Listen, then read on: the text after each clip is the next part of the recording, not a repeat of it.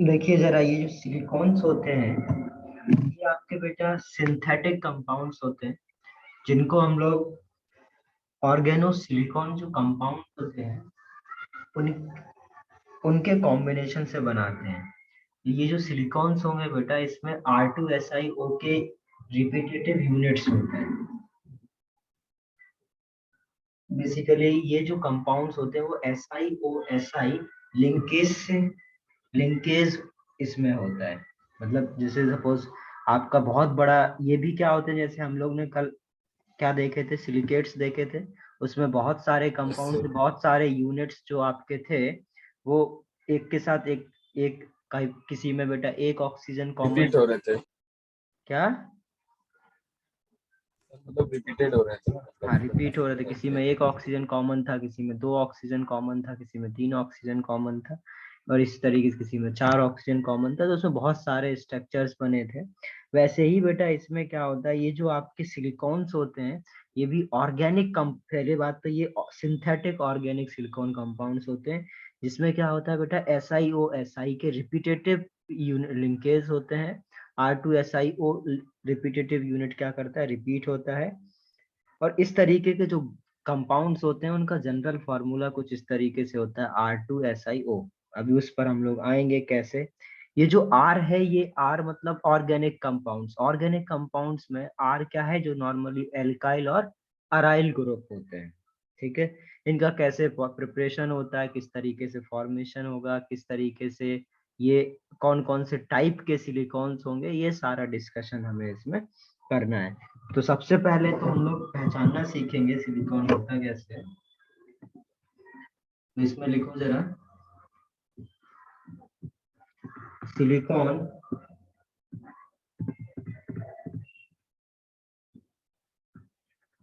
Silicones are,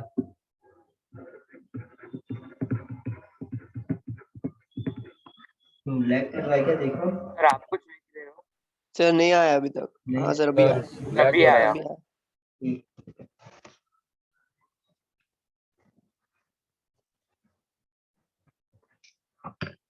silicones are synthetic organo silicon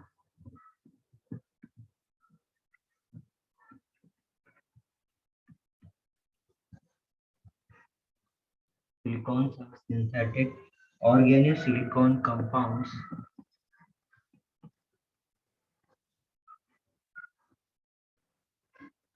having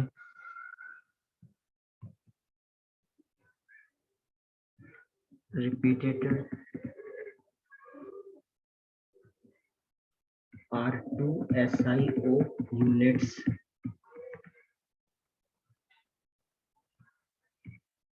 held by SiO linkage.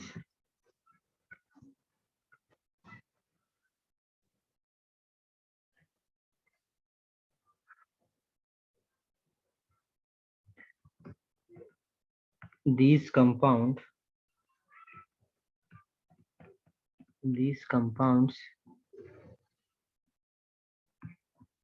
have general formula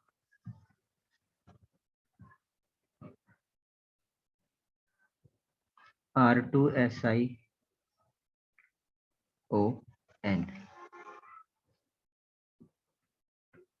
where R is alkyl or aryl group.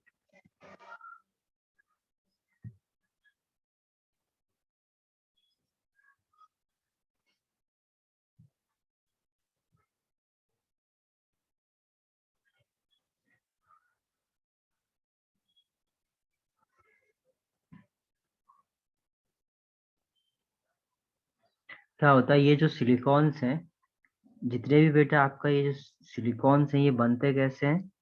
इसमें आपका सबसे पहले तो हमें बेटा aryl या अल्काइल सब्स्टिट्यूटेड क्लोरोसिलिकॉन चाहिए।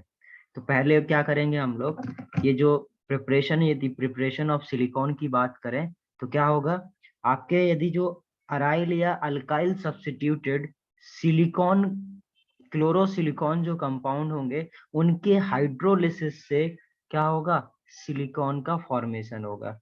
तो उससे पहले हमें क्या करना होगा, पहले एल्काइल और अराइल सब्स्टिट्यूटेड क्लोरो जो सिलिकॉन कंपाउंड है वो बनाने पड़ेंगे, फिर उसका हाइड्रोलिसिस करेंगे, देन हमें क्या होगा, सिलिकॉन्स मिलेंगे। ओके, तो हेडिंग डालो preparation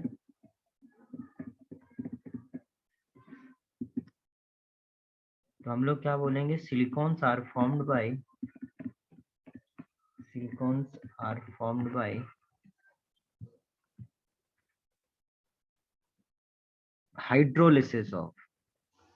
hydrolysis of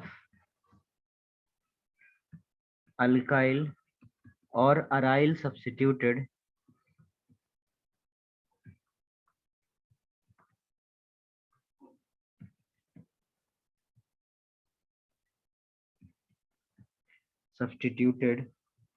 chlorosilicons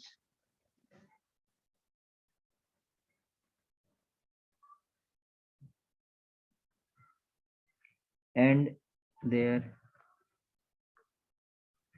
subsequent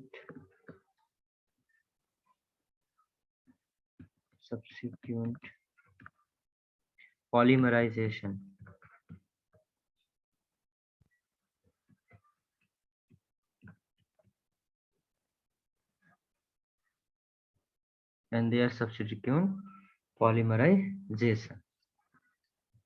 अब जरा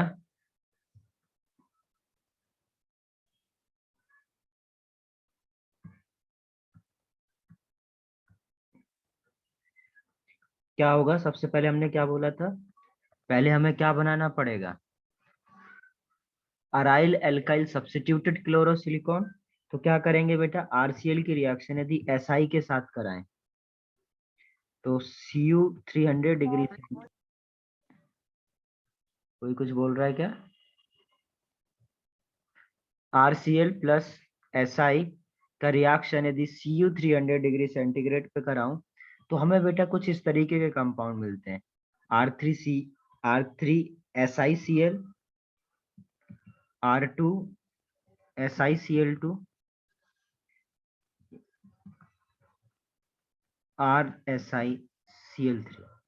तो जितने भी बेटा आपके अल्काइल या aryl substituted chloro compound possible हो सकते हैं, वो सारे हमें क्या मिल जाते हैं, किसके हेल्प से, यदि हम आरसीएल की रिएक्शन एसआई के साथ कराएं कॉपर 300 डिग्री सेंटीग्रेड पर, तो हमें तीनों टाइप के जो एल्काइल और अराइल सब्स्टिट्यूटेड क्लोरो कंपाउंड जो होंगे वो आपको मिल जाएंगे। आगे समझ में? तो बेसिकली इस तरीके से हम लोग preparation of aryl alkyl substituted chlorosilicon का प्रिपरेशन कर लेते हैं, ठीक है। और दूसरा तरीका क्या, ये तो पहला तरीका था, इससे आप क्या कर सकते हो, ये सब बना सकते हो। दूसरा क्या होगा तरीका, जब आप क्या करो, RMgX लो, एक ऑर्गेनिक कंपाउंड लेना है बेटा, सपोज RMgCl ले लो। RMgCl की एक खास बात है जो कि आपको याद रखनी पड़ेगी, क्योंकि अभी आपको थोड़ा सा ऑर्गेनिक कम आता है। तो RMgX का खास बात यह है बेटा कि ये कंपाउंड बेटा आपको R- देता है, ठीक है। जैसे यदि आपको याद हो कोरे हाउस सिंथेसिस में मैंने बताया था R2CuLi क्या करता है, R- देता है हाइड्रोकार्बन में। वैसे ही बेटा RMgX उससे भी अच्छा कंपाउंड होता है जो R- डोनेट करता है, तो ये R- देता है। और यदि सपोज आपने एक RMgX की रिएक्शन SiCl4 के साथ कराया तो ये क्या करेगा, R- दिया, ये R- बेटा क्या है, अब इसको इलेक्ट्रॉन देना है, नेगेटिव चार्ज है इसके पास, वैकेंट ऑर्बिटल होता है Si के पास, ये क्या करेगा, इसको इलेक्ट्रॉन देगा और इसका जो एक Cl होगा उसको निकाल देगा और क्या बना देगा, RSiCl3। तो बेसिकली हुआ क्या, ओवरऑल देखा जाए तो एक R ने एक Cl को रिप्लेस कर दिया और ये क्या बना दिया, MgCl2। यदि RMgCl की जगह बेटा 2 RMgCl होते हैं, तो क्या होगा? अब ओवरऑल देखा जाए तो 2R रिप्लेस कर देंगे 2Cl को, और क्या बन जाएगा? R2SiCl2 plus MgCl। यदि बेटा आपके पास 3RMgX आ जाए तो 3Cl रिप्लेस हो जाएंगे। तो इस तरीके से भी हम लोग क्या कर सकते हैं, जैसे हम लोग इसकी हेल्प से डायरेक्ट ये बना सकते हैं, इसकी हेल्प से हमें बेटा जो चाहिए, जो भी हमें चाहिए बेटा, वो हमें क्या मिल जाएगा? इसकी हेल्प से मिल जाएगा। पर्टिकुलर कंपाउंड बनाने के लिए हम लोग RMgX का यूज करेंगे, तो हमारे पास अराइल या अल्काइल सब्स्टिट्यूटेड क्लोरोसिलिकॉन मिल जाएंगे। इतना समझ में आ गया क्या? हाँ सर। हाँ सर। यार तुम लोग लेट बहुत ज्वाइन करते हो, लेट मत ज्वाइन किया करो, और लास्ट में भाग भी जाते हो 5-6 लोग।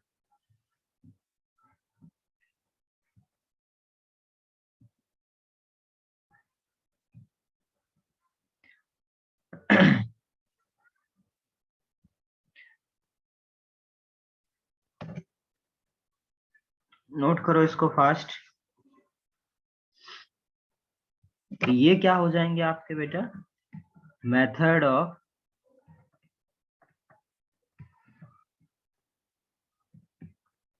प्रिपरेशन ऑफ अल्काइल और aryl substituted silicon.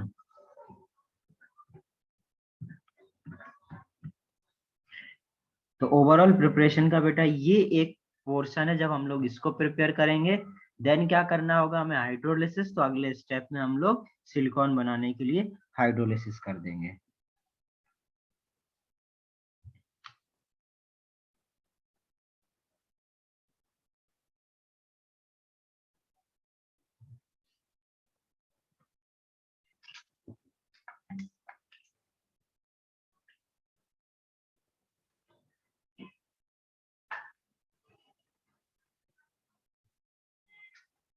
Done sir.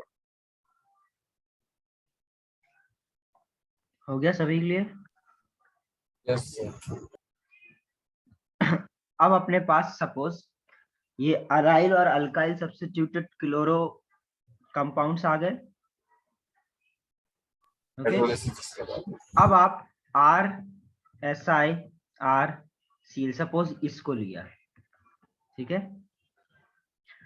अच्छा, नॉर्मली ये बताओ, यदि SiCl4 है, इसका यदि हाइड्रोलिसिस किया जाए तो क्या मिलेगा? सही SiOH whole SiH 4 yes plus HCl।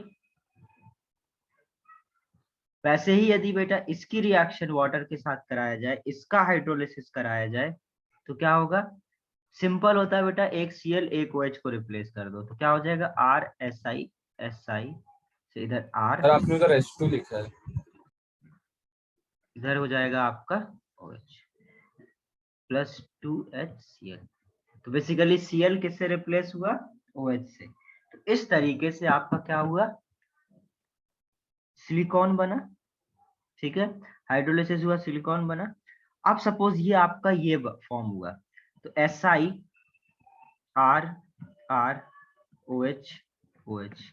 अब ऐसे ही बेटा दो मॉलिक्यूल, दो या दो से बहुत ज्यादा, दो मॉलिक्यूल का क्या हो जाए बेटा? पॉलीमराइजेशन हो जाए।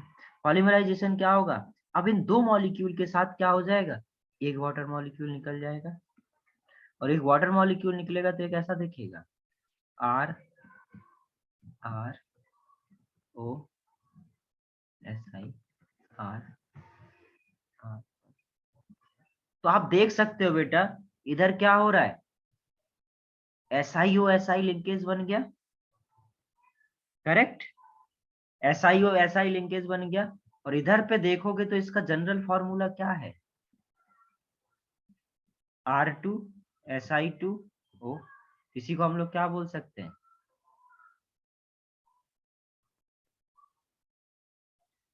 या सिर्फ इतने के लिए देखो तो इधर पे क्या आएगा फॉर्मूला? R2SI और A को, या तो ये O होगा या A, पूरे दोनों यूनिट को यदि मिला के देखोगे तो क्या आएगा इसमें? एक SI के साथ 4, मतलब R4SI2, और ऑक्सीजन कितने हैं? अब इन दोनों में से बेटा कोई एक आएगा, क्योंकि अगले यूनिट में एक तो यूज हो जाएगा, बट एक क्या है, हमेशा बचेगा, टर्मिनल वाला। तो इधर पे सपोज 2 है, तो इसका हम लोग नॉर्मल फॉर्मूला क्या बोल सकते हैं? R2SiO। तो ये हो जाएगा इसका जनरल फॉर्मूला जो मैंने दिखाया था। अब इसी तरीके से बेटा ये आगे चल सकता है, एक और SI, एक और है, ये R2SiOH होल ट्वाइस आ जाए, फिर इधर, फिर इधर, फिर इधर, फिर इधर, तो इस तरीके से ये चलता रहेगा।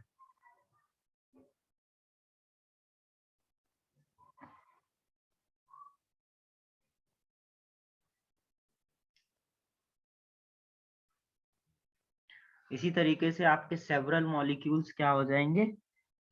ज्वाइन हो जाएंगे। और उसी इस तरीके से यदि सेवरल मॉलिक्यूल्स ज्वाइन हो जाएं, ठीक है, तो उसको हम लोग क्या बोलेंगे? Linear silicon. इतना लिखो, फिर बताता हूँ आगे।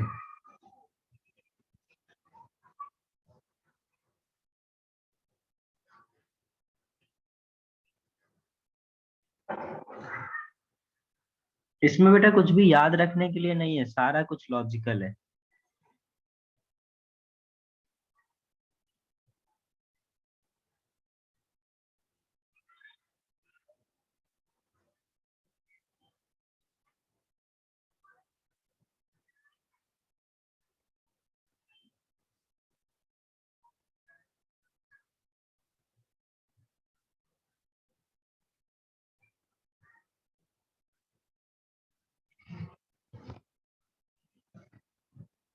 Done sir.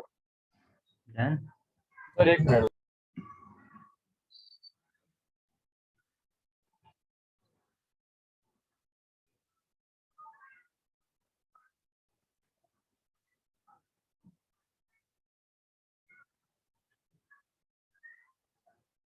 Yes sir.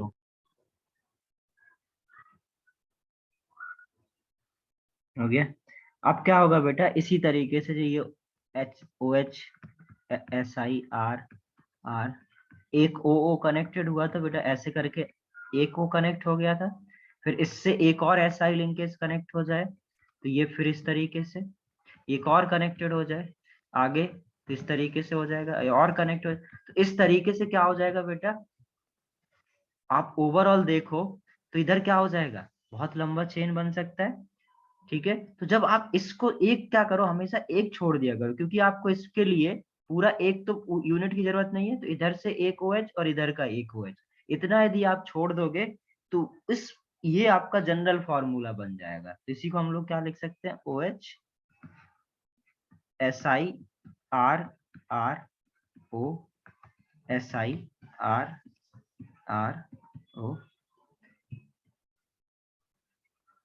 SiRRO। तो ये क्या हो रहा है एक्चुअली में, ये एक बार इतना रिपीट हुआ, एक बार इतना रिपीट, तो इसको क्या लिख सकते हैं? N time. सपोज दो, अभी तो इतना ही था तो 2 आ रहा था, वैसे हम लोग इसको कैसे लिख सकते हैं? N time. तो ये इस पर्टिकुलर यदि इस तरीके से लीनियरली आपके सिलिकॉन कनेक्टेड होते चले जाएं, तो इसको हम लोग बोलते हैं linear structure, linear silicon.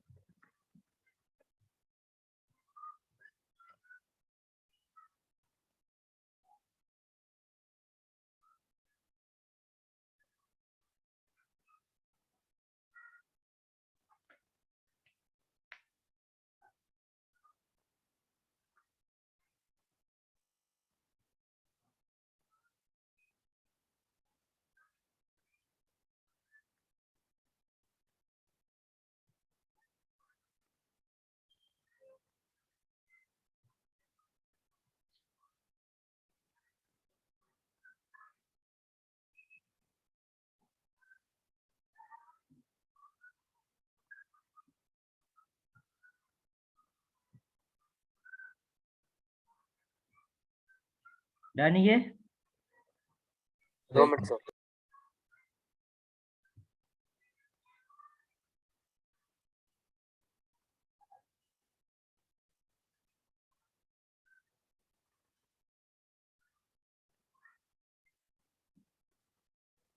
Done sir.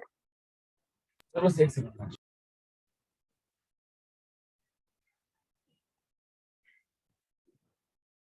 Next heading डालो साइक्लिक सिलिकॉन। Yes sir. तो अब ये जैसे बेटा अभी ये लीनियरली क्या हो रहे थे, कंबाइन हो रहे थे।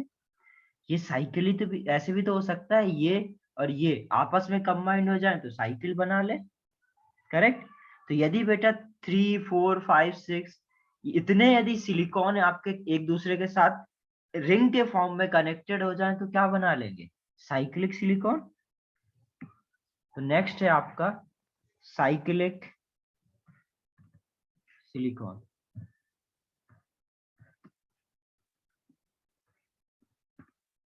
देखो इसमें क्या होगा,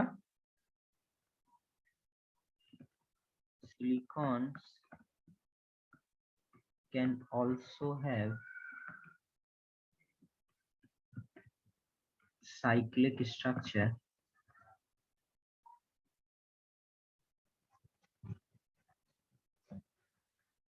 having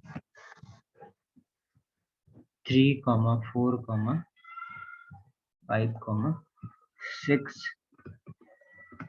silicon atoms। इसमें क्या होगा, Si R R O O। ठीक है, ये सपोज आपका क्या, ये एक था, ये एक यूनिट है। इस O और O के बीच में क्या हो जाए बेटा, ये एक SI का ये वाला OH के बीच से क्या निकल जाए, पानी निकल जाए। तो ये इस तरीके से इसका ये जो O होगा और इसका ये जो O इसके साथ एक निकल जाएगा तो ये ऐसे हो जाएगा। ठीक है, इसको थोड़ा और अच्छा बनाओ। SI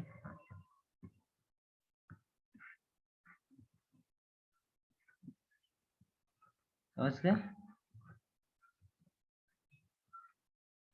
तो अब जब इस तरीके से क्या हुआ तो वही काम बेटा, हर एक दो के बीच से क्या हुआ, एक वाटर मॉलिक्यूल निकला, बट ये आपके क्या हुए, रिंग के फॉर्म में साइक्लिक फॉर्म में कनेक्ट हो गए। तो ये क्या बना लिए, साइक्लिक सिलिकॉन बना लिए। और ये हर एक SI क्या है बेटा, 4 बॉन्ड बनाया तो sp3 हाइब्रिडाइज। ऐसे ही बेटा ये 3 मॉलिक्यूल्स कंबाइन हुए तो ये कुछ इस तरीके से हेक्सागोनल टाइप का बनाया। यदि बेटा इस तरीके से ये कंबाइन हो जाए RSiO, इसका इधर पे एक SI कॉमन, इधर पे एक SI ऐसे कनेक्ट हो जाए,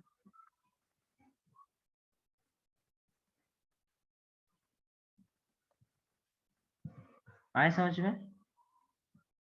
तो इस तरीके से भी यदि 4 मॉलिक्यूल कंबाइन हो तो इस तरीके का साइक्लिक स्ट्रक्चर, 3 मॉलिक्यूल कंबाइन हो तो इस तरीके से 4 5 6 जितने भी मॉलिक्यूल्स कंबाइन होंगे आपको डिफरेंट साइक्लिक फॉर्म मिलता रहेगा। और ये जो साइक्लिक कंपाउंड है बेटा ये कैसे बनेंगे, ये तभी बन पाएंगे जब आपके पास R2SiOH होल ट्वाइस हो। समझ रहे हो, R2SiOH होल ट्वाइस है क्योंकि हमें 2 ऑक्सीजन कॉमन कराने, तभी होगा जब 2 OH हो। ठीक है, इसको नोट करो, फिर और आगे मैं चीज सिखाता हूँ। Done sir. डन ये। Sir 2 minute.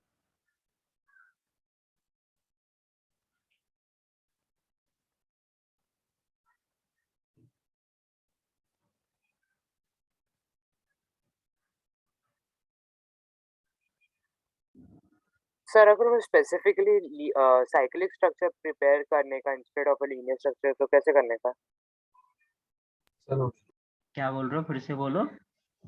सर हमने जो अभी प्रीवियस प्रिपरेशन में देखा था उसमें तो लीनियर स्ट्रक्चर बना था ना, तो फिर बाद में हम लोग साइक्लिक स्ट्रक्चर कैसे प्रिपेयर करें? अरे नॉर्मली बेटा आपने क्या करा था, उससे जो आपने प्रिपरेशन करा उससे R2SiOH होल ट्वाइस ही तो बनाया है। R2C पर सर वो तो लीनियर SiOH प्रिपेयर हो रहा था ना, हाँ, लीनियर प्रिपेयर हो रहा था ना सर वो तो। अरे उससे यदि आप लीनियरली कंबाइन करोगे तो लीनियर प्रिपेयर होगा, आप इस तरीके से साइक्लिक कराओगे तो साइक्लिक प्रिपरेशन होगा। वो तो इसी से रहा है ना, R2SiOH होल ट्वाइस से, ठीक है। Okay sir. वो तो इसी से रहा है ना, ये नहीं दिख रहा है आपको ये हाँ इधर? सर दिख रहा है, वो मुझे लगा कि अगर साइक्लिक स्ट्रक्चर प्रिपेयर करने का है तो फिर हमको स्पेसिफिक कैटलिस्ट या ऐसा चाहिए रहेगा ऐसा।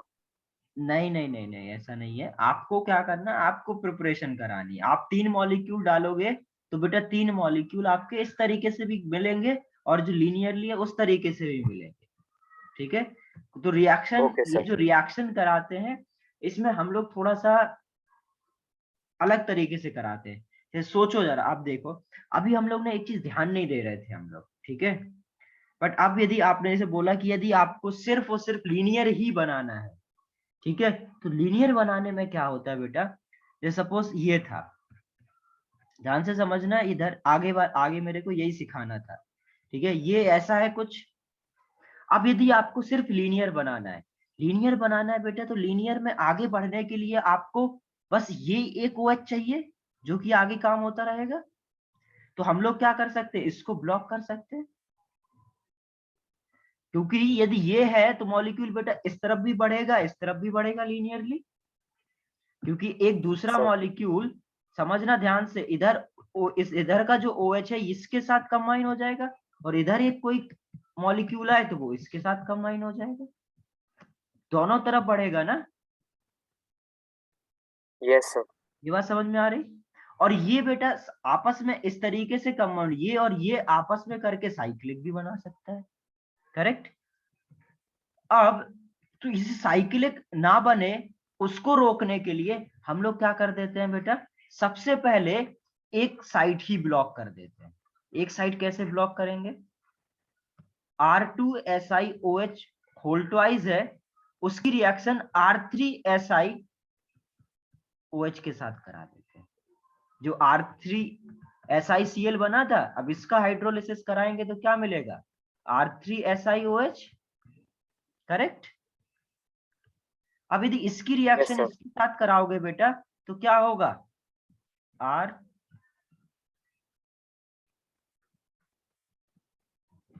इधर OH और इसकी रिएक्शन OH SI R और R। अब यदि बेटा इस ये कंबाइन हो जाएंगे तो क्या हो जाएगा, SI R R और इधर क्या हो जाएगा, O SI R R। अब यदि बेटा इसको लीनियरली बनाना है तो ये वाला साइड तो ब्लॉक। अब यदि ये वाला साइड हाँ ब्लॉक सर। तो क्या इससे साइक्लिक बन पाएगा, नहीं बन पाएगा। नहीं सर, साइक्लिक के चेन लिए दो कंटिन्यू चाहिए। नहीं होगा। तो यदि आपको सिर्फ लीनियर बनाना है तो ये वाला इस तरफ तो आप एक्सटेंड होगा नहीं। अब क्या होगा बेटा, R R R SiOH या SiO R R और OH, ये आपका अब अगले के साथ क्या करेगा, SiOH या ऐसे लिख दो SiOH R R R। अब ये क्या होगा, इधर पे मैं OH ले लूं। अब यदि मैं आपको R2SiOH होल ट्वाइस वाला लूं तो अब क्या होगा बेटा, इसके आगे ये लीनियरली बढ़ता चला जाएगा, तो अब साइक्लिक बनने के चांस नहीं है। तो कई बार आपसे ऐसे क्वेश्चंस पूछे जाते हैं, कौन सा ऐसा क्या होगा जिससे बेटा हम लोग एक साइड बंद कर सकते हैं, हम ऐसा कौन सा कंपाउंड हम लोग मिक्स कर दें जिससे ये जो लीनियर कॉम्बिनेशन ये स्टॉप हो जाए। तो आंसर क्या है, R3SiOH को यदि आप मिक्स करोगे तो वो क्या कर लेगा, इसके साथ कंबाइन करके आगे जो रिएक्शन जा रही है और कंपाउंड ऐड होते चले जा रहे हैं उसको क्या कर देगा, स्टॉप कर देगा। आगे समझ में? Yes sir. तो इस तरीके से ये क्या बन जाएगा, R3SiO SI R O SI R और ये आगे चलता रहेगा। इस तरीके से ये आपका क्या हो जाएगा, लीनियर बन जाएंगे। और ये एंड क्या हो गया, this end of chain, this end of chain cannot be extended,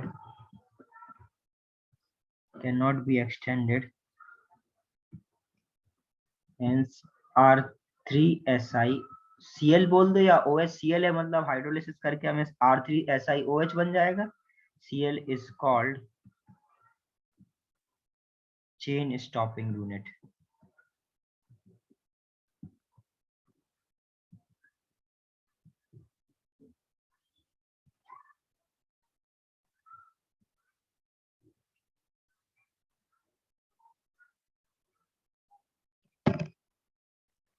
sir specifically बस R3SiOH ही करते हैं, हम लोग कोई भी ऐड कर सकते हैं जो एक ऑक्सीजन को ऑक्यूपाई कर सके एक एंड को. और कौन होगा? तीन ही तो कंपाउंड है आपके पास, R3SiOH, R2SiCl2 और RSiOH. नहीं सर, SI की कंपाउंड के अलावा कोई तो. और बाकी यूज कर सकते हो आप, बट जनरली हम लोग बेटा सिलिकॉन की बात कर रहे हैं, और सिलिकॉन क्या होता है? R2SiO का रिपीटेटिव यूनिट होता है, तो हम लोग सिलिकॉन के कंपाउंड है जनरली. यदि और कुछ यूज कर लोगे तो ऑब्वियसली हो जाएगा, बट जैसे आपको पता है कि वाटर के साथ तो वो रिएक्ट कर लेगा, बट और कम मतलब OH है तो रिएक्ट कर लेगा, और कोई कंपाउंड होगा जो OH के साथ रिएक्ट करके वो एंड स्टॉप कर दे तो बिल्कुल कर सकता है, कोई प्रॉब्लम नहीं. Yes sir. ठीक है, तो ये तो बेटा इससे क्या हो गए, जो आपका ये डन, ये सही सर.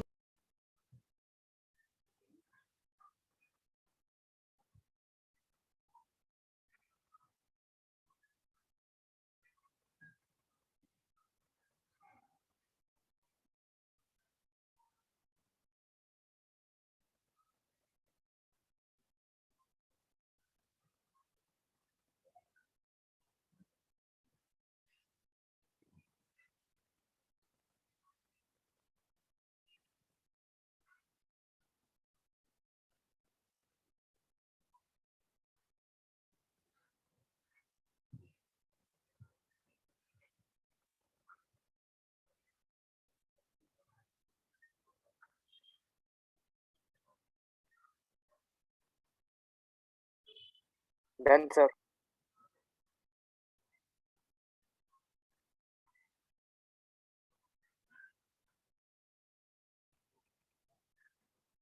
डन. ये मैं क्या बोल रहा था, सपोज जैसे आपके पास अभी R3SiCl था, तो इससे बेटा क्या हो सकता था? ज्यादा से ज्यादा 2 यूनिट कंबाइन हो सकते थे, क्योंकि इसका आप हाइड्रोलिसिस कराओगे तो R3SiOH बनेगा, और ये R3SiOH खुद के साथ कंबाइन करके क्या बना सकता है ज्यादा से ज्यादा?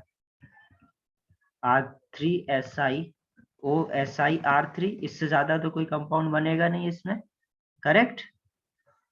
और अभी हमने देखा जो आपका R2SiCl2 था, वो हाइड्रोलिसिस करके क्या बना रहा था? R2SiOH होल ट्वाइस, और इससे आपको बेटा लीनियर स्ट्रक्चर भी मिला और आपको साइक्लिक भी मिला, करेक्ट? ये दोनों देखे हमने. अब यदि आपके पास बेटा RSiCl3 है, इसका हाइड्रोलिसिस करके क्या मिलेगा? RSiOH whole thrice. अभी जो बेटा ज्यादा से ज्यादा क्या हो रहे थे, दोनों ग्रुप कंबाइन कर रहे थे, दोनों ग्रुप क्या कर रहे थे? हाइड्रोलिसिस कर ले रहे थे. अब इसमें क्या होगा, यदि ये होगा तो क्या होगा बेटा? तीनों डायरेक्शन में हो सकता है, correct?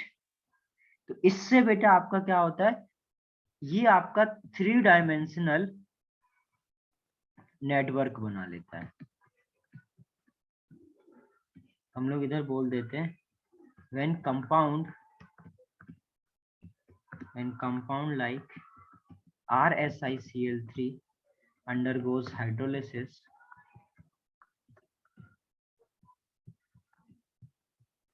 hydrolysis a complex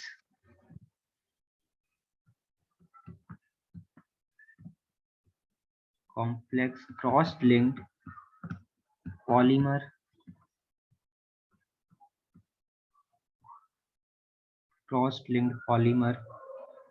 having a 3D network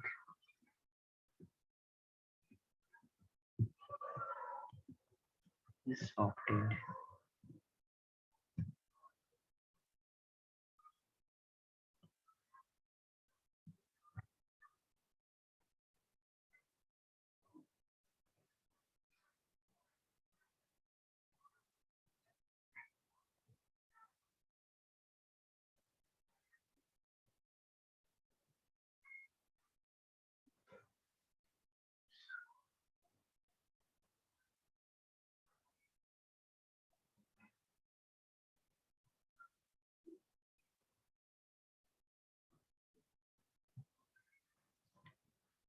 तो सिलिकेट्स हो गया, सिलिकॉन्स भी कंप्लीट हो गया। अब नेक्स्ट हेडिंग डालो सिलिका SiO2।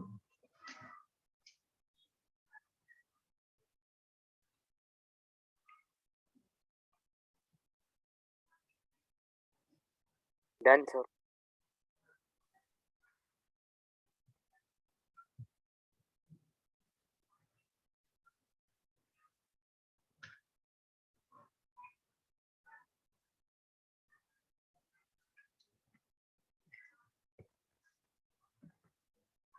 सर बच्चा बचा है?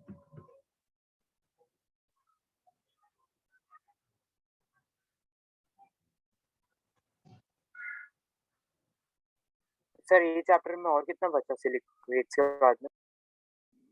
आज करने की कोशिश करूंगा खत्म। Okay sir.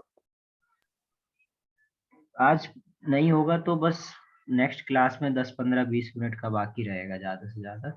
तो बेसिकली नेक्स्ट क्लास में हम लोग थर्मोडायनेमिक्स शुरू करेंगे। सभी लोग यस सर। सभी लोग प्रेजेंट रहना। यदि वो स्टार्टिंग का थर्मोडायनेमिक्स छोड़ दिया तो फिर थर्मोडायनेमिक्स समझ नहीं आएगी। सर मतलब फिजिक्स क्या बोल रहे थे, आप बोल सकते हैं? क्या आप कल बोल रहे थे ना जो फिजिक्स में पढ़े हैं उसका बोल रहे थे। नहीं, वो तो जो फिजिक्स में पढ़े हुआ होता वैसे ही है, बट थोड़ा सा साइन डिफरेंट होते हैं। जहां पर आप वर्क डन को पॉजिटिव लेते हो, केमिस्ट्री में वहां पर नेगेटिव लेना होता है।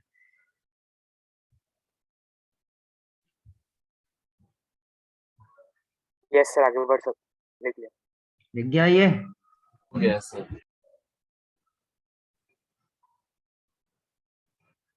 मैंने कंपाउंड के बाद क्या लिखा है, एक मिनट। अच्छा, ये लाइक लिखा था यार मैंने। कंपाउंड लाइक RSiCl3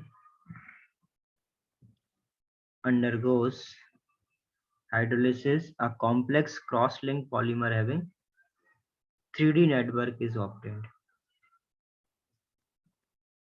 अब देखते हैं जरा हम लोग silica.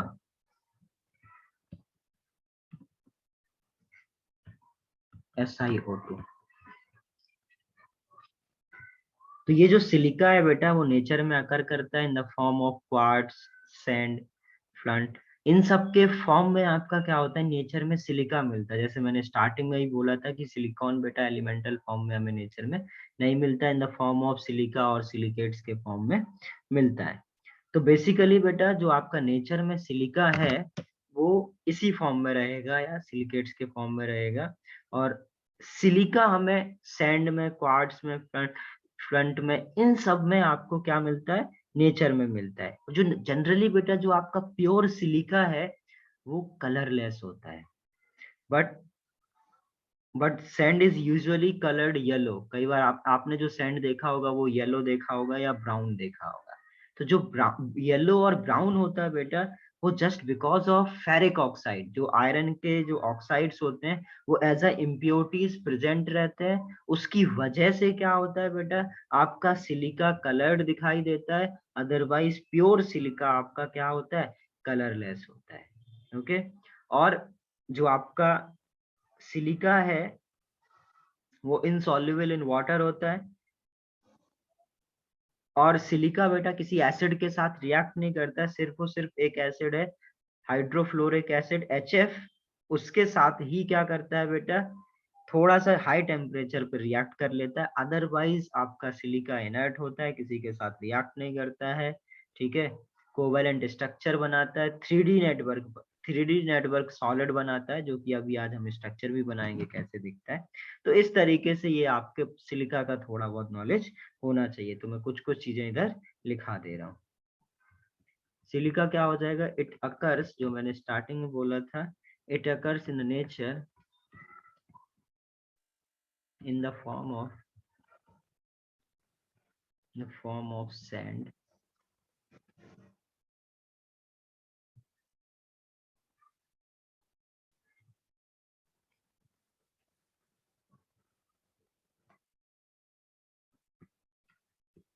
pure silica is colorless, but sand is usually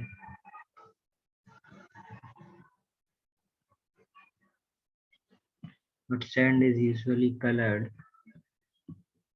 yellow or brown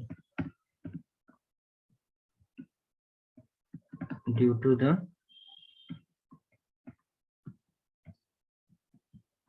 the presence of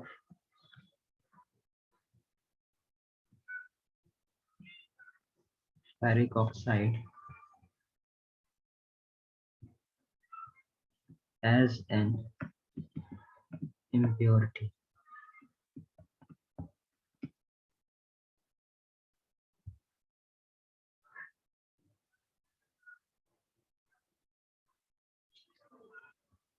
sir red sand के अंदर कौन सा इम्प्योरिटी ज्यादा रहता है? यही है, फेरिक ऑक्साइड का रहता है, और क्या और वो ज्यादा रहता है मतलब यूजुअल से? नॉर्मली देखो, फेरिक ऑक्साइड की वजह से ही बेटा जो कलर आता है वो कलर आता है, ठीक है। अब यदि कुछ ज्यादा अमाउंट होता है, कम अमाउंट होता है तो येलो रहता है, ज्यादा अमाउंट हो जाता है तो वो ब्राउन या क्या हो जाता है, रेड हो जाता है। Yes sir. क्वांटिटी पे डिपेंड करता है कि कैसी कितनी इम्प्योरिटीज प्रेजेंट है। तो ये हो गया बेटा, ये नॉर्मली आपको इतना नॉलेज होना चाहिए। इट इज, और नॉर्मली हमें पता है बेटा सिलिका वाटर के साथ रिएक्ट करता नहीं है, तो इनसॉल्युबल होता है, तो it is insoluble in water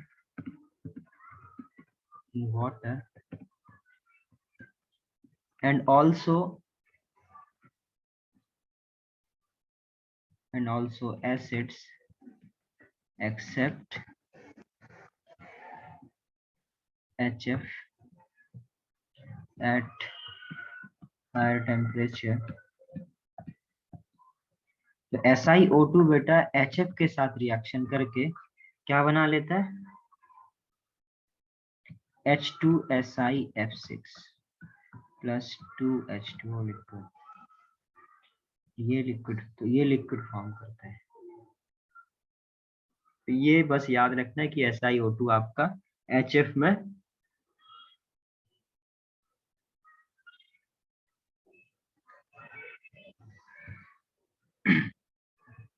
dissolve हो जाता है।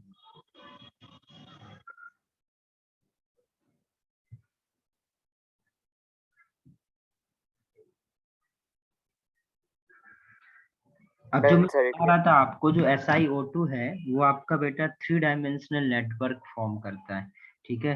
बहुत बड़ा मॉलिक्यूल फॉर्म, बहुत बड़ा कंपाउंड के फॉर्म में रहता है, जिसमें क्या होता है, एक Si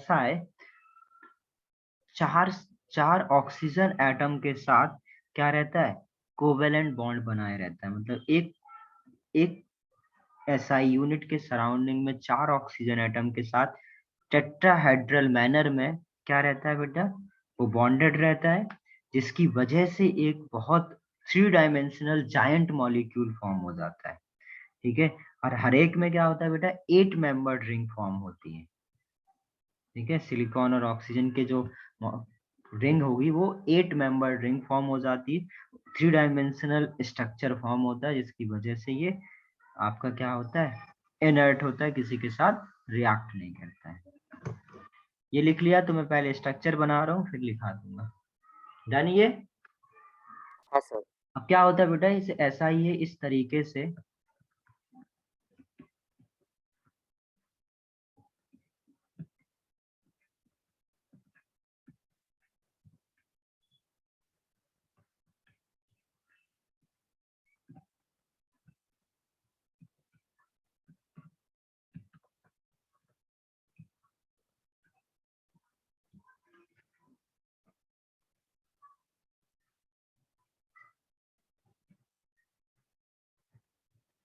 देख पा रहे क्या? हाँ सर। हाँ सर। लास्ट पेज देखो, 1 मिनट पहले देखो ओमकार, लास्ट पेज हो गया सर। तो इसमें क्या हो रहा है देख पा रहे होगे बेटा, एक एसआई यूनिट अपने जैसे 4 ऑक्सीजन एटम के 4 ऑक्सीजन एटम से, और इसका हाइब्रिडाइजेशन क्या होगा, sp3। तो sp3 sp3 टेट्राहेड्रली क्या होगा बेटा, टेट्राहेड्रल मैनर में 4 ऑक्सीजन एटम के साथ कनेक्टेड है, करेक्ट। और इसी तरीके से बेटा ये एक बहुत सारे मॉलिक्यूल्स क्या हो जाएंगे, फॉर्म हो जाएंगे। और आप देख पा रहे हो कि 1 2 3 4 5 6 7 8 इस तरीके से बेटा 8 मेंबर रिंग बना रहे हैं।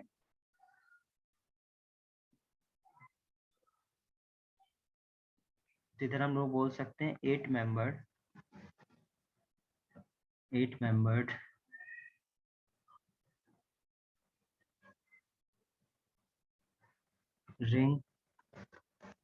rings are formed with Si and O atoms. एक तो ये हाईलाइट है इसका, एक ये बेटा sp3 हाइब्रिडाइज्ड है, ओके। ये जो स्ट्रक्चर है बेटा ये कोवेलेंट है,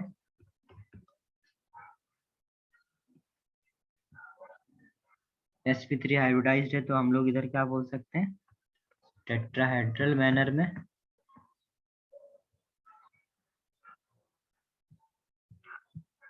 लिंक्ड है। और क्या बता सकते हैं,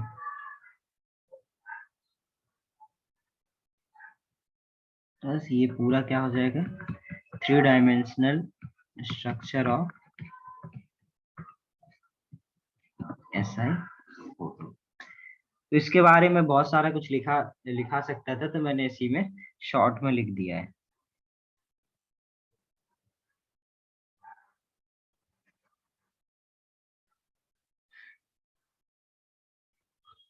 और जो बेटा आपने देखा होगा नॉर्मली जो सैंड होता है वो क्या करता है, ड्राइंग एजेंट होता है। जो आसपास पानी पड़ा रहता है तो उसमें आप सैंड डाल दो तो क्या होता है, पानी को एब्जॉर्ब कर को लेता है, एब्जॉर्ब कर लेते ड्राई कर लेता है। तो जो SiO2 होता है बेटा, ठीक है, SiO2 इज ऑलमोस्ट अनरिएक्टिव, अभी अभी मैंने बताया था, इज ऑलमोस्ट नॉन रिएक्टिव। आप देख ही पा रहे हो बेटा, इतना ज्यादा बेटा 3 डायमेंशनल कोवैलेंट स्ट्रक्चर बना है, तो जो SiO बॉन्ड लेंथ है वो बहुत ज्यादा होता है। तो कोई पूछे कि SiO2 आपका रिएक्टिव क्यों नहीं होता है, तो आप बोल सकते हो बिकॉज ऑफ वेरी हाई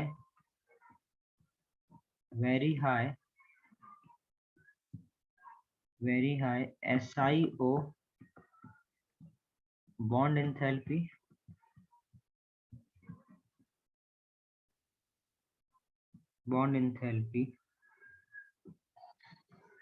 जो सिलिका है बेटा वो SiO2, या हम लोग सिलिका जेल की बात करें, सिलिका जेल वो क्या होता है, SiO2 डॉट XH2O, मतलब XH2O के फॉर्म में होता है, is used as a drying agent,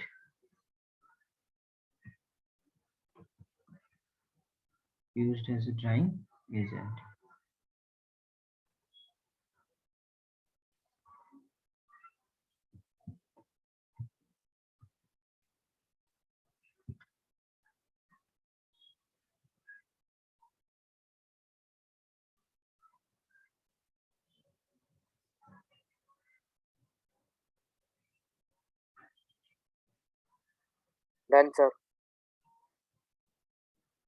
Done. Yes.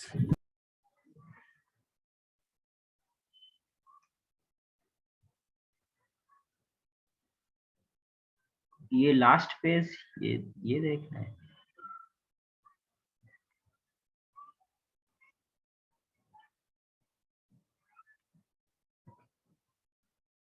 ये हो गया था सभी का, लिख लिया इसमें। Yes sir. नेक्स्ट हेडिंग डालो जियोलाइट्स।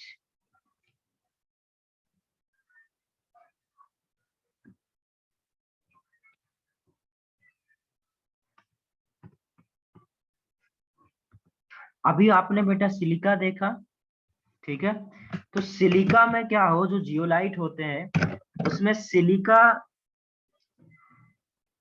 कुछ एल्यूमिनियम के एटम्स बेटा सिलिका के एटम्स को क्या कर देते हैं, उस 3 डायमेंशनल जो SiO2 का 3 डायमेंशनल नेटवर्क स्ट्रक्चर है उसमें आपका एल्यूमिनियम कुछ बेटा सिलिकॉन के एटम को रिप्लेस कर देता है, ठीक है। अब और सिलिका को, सपोज सिलिका क्या होता है बेटा, वैलेंसी +4 होता है, उसको एल्यूमिनियम रिप्लेस करेगा तो 3 चार्ज फिल करा, एक चार्ज अभी पॉजिटिव चार्ज फिर भी रहेगा सिलिका उसमें, तो उस चार्ज को बैलेंस करने के लिए हम लोग क्या यूज कर लेते हैं, या तो सोडियम पोटेशियम या कैल्शियम।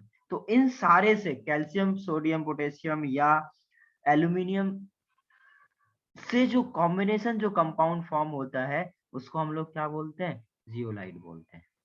एक बार फिर से सुनो, ये जो जायंट स्ट्रक्चर बना था SiO2 का, उससे यदि बेटा Si को रिप्लेस कर दे, कुछ Si को रिप्लेस कर दे, सपोज एक SiO2 यूनिट से 2 सिलिकॉन गायब हो गए, ओके। अब 2 सिलिकॉन गायब हो गए और उसकी जगह पे 2 एल्यूमिनियम आ गए, तो अब टोटल एक Si 4 बॉन्ड बना रहा था, तो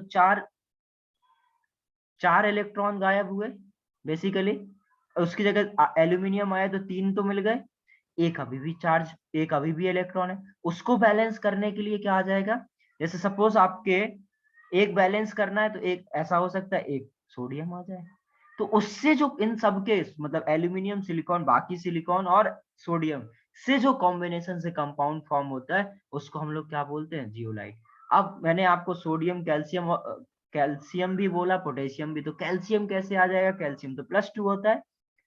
तो ऐसा हो सकता है बेटा कि सपोज आपके यूनिट से 2 सिलिकॉन गायब हुए, तो टोटल कितना 8 चार्ज लगना है बैलेंस करने के लिए, तो 2 एल्यूमिनियम आ गए तो 6, एक क्या आ जाए कैल्शियम, तो टोटल 8।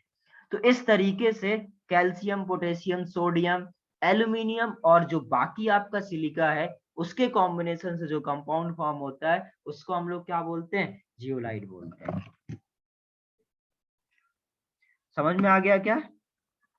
Yes sir. तो बेसिकली अगर कोई सिलिका का एब्सेंस में जो सा फुलफिलिंग अलग अलग एलिमेंट्स उसका कंपाउंड जो रहेगा उसको जियोलाइट कहते हैं इसमें। हाँ, बेसिकली इस कंपाउंड को जियोलाइट्स को हम लोग एल्यूमिनो सिलिकेट भी बोलते हैं क्योंकि एल्यूमिनियम आ जाता है। तो if aluminium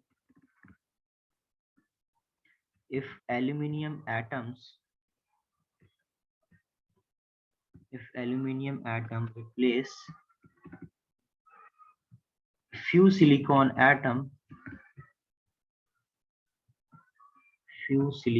atoms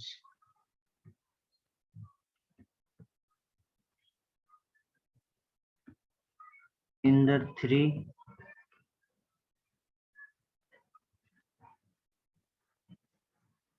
dimension, 3 dimension 3D लिख दो ना, बेटर है। हाँ हटा दिया मैंने पूरा।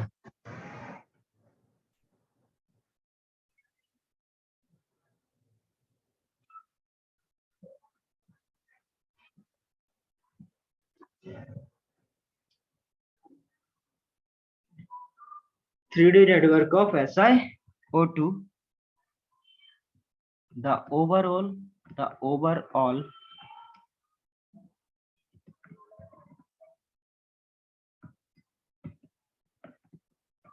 the overall structure known as alumino silicate,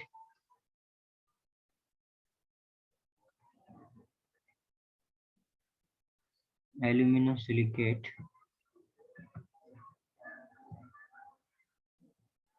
acquires a negative charge. एक एल्यूमिनियम आएगा, एक सिलिकॉन गायब हुआ, तो बेटा नेगेटिव चार्ज तो उसमें होगा।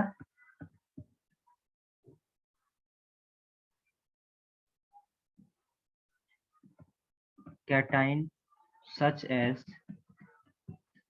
सोडियम प्लस, पोटेशियम प्लस और calcium 2 plus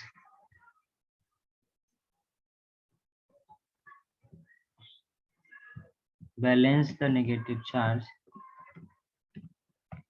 balance the negative charge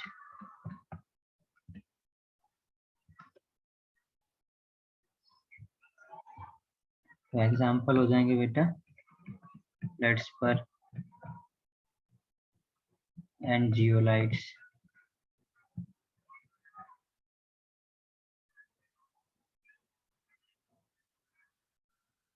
अच्छा ये बताओ जियोलाइट हम लोग ने कहाँ यूज करा था, याद है किसी को?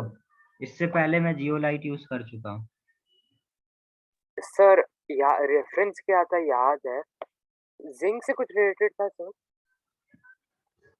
जिंक से रिलेटेड कहाँ यूज करा था जियोलाइट, याद करके बताओ।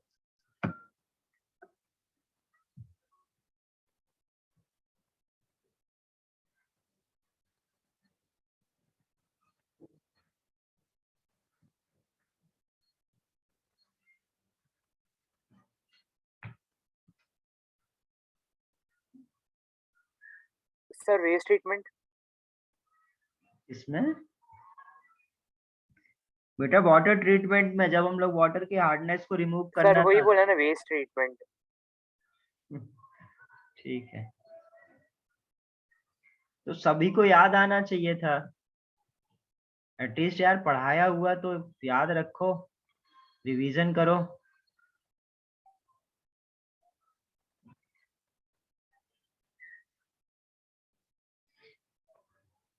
तो जो जियोलाइट होता है बेटा ये बहुत ज्यादा यूज होता है एज अ कैटलिस्ट, बहुत सारे इंडस्ट्रीज में यूज होता है। जैसे पेट्रोकेमिकल इंडस्ट्री में क्या होता है बेटा, जियोलाइट का यूज कार्बन हाइड्रोकार्बन्स की क्रैकिंग या उनके आइसोमराइजेशन इन सब को कराने के लिए हम लोग जियोलाइट यूज करते हैं। यदि जो आपका एल्कोहल होता है उसको गैसोलीन में कन्वर्ट करने के लिए, डायरेक्ट अल्कोहल को आप क्या कर सकते हैं, गैसोलीन में कन्वर्ट कर सकते हैं with the help of zeolites. और जो आपके हाइड्रेटेड जियोलाइट्स होते हैं वो हार्ड वाटर के जो आयंस होते हैं उनके एक्सचेंज करने के लिए यूज करते हैं। तो ये सारे जियोलाइट के यूज हैं। तो पहले तो ये समझ में आ गया जियोलाइट करता क्या, होता क्या है। अब लिख लो जरा यूजेस, तो उसमें लिखो zeolites are widely used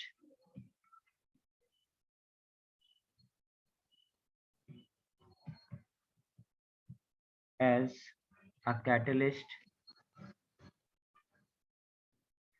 in petrochemical industry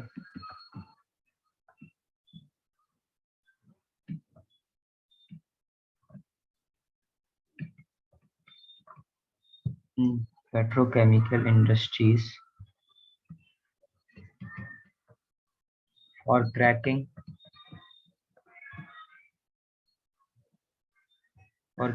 of hydrocarbon, for cracking of hydrocarbons and isomerization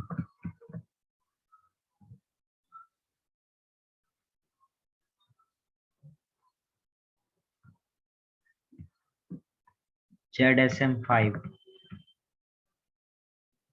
एक बेटा टाइप ऑफ जियोलाइट होता है। इस तरीके से इनके जियोलाइट के नेम रखे जाते हैं, जैसे ZSM5, ZSM4, इस तरीके से। जो ZSM5 होता है type of zeolite used to convert alcohol,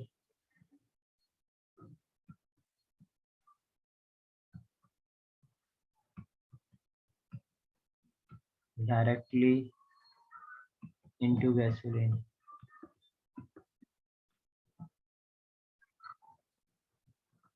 Hydrated zeolite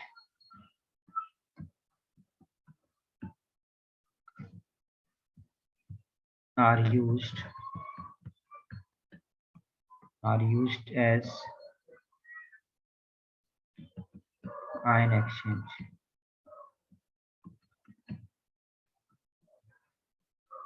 Used as ion exchange in softening of hard water. So softening. Yeah.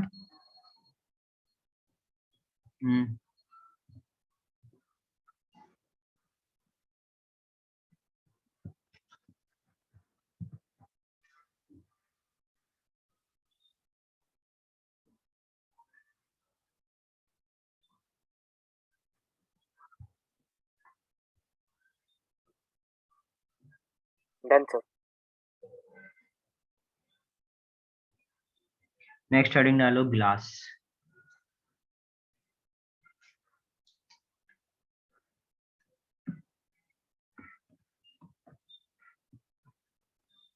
Glass तो पता है सभी को क्या होता है. Yes sir. किससे मिलकर बना होता है ग्लास? सर हीट करते हैं ना सिलिका को और फिर बाद में अलग अलग Yes, थिंग्स sir. ऐड करते हैं सर.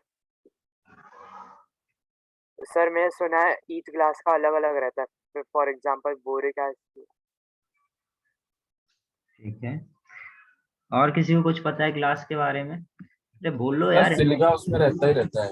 इंटरेक्ट करा करो थोड़ा. बोर नहीं होते? नींद नहीं आती तुम लोग को बैठे बैठे? क्या क्या पता है ग्लास के बारे में? जो पता है सब बताओ. कैसा भी कुछ भी बताओ. सर सिलिका रहता है.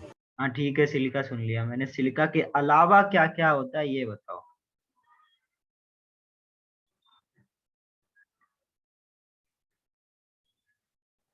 जैसे नॉर्मली हमारे पास बेटा बहुत सारे टाइप के गिलास होते हैं.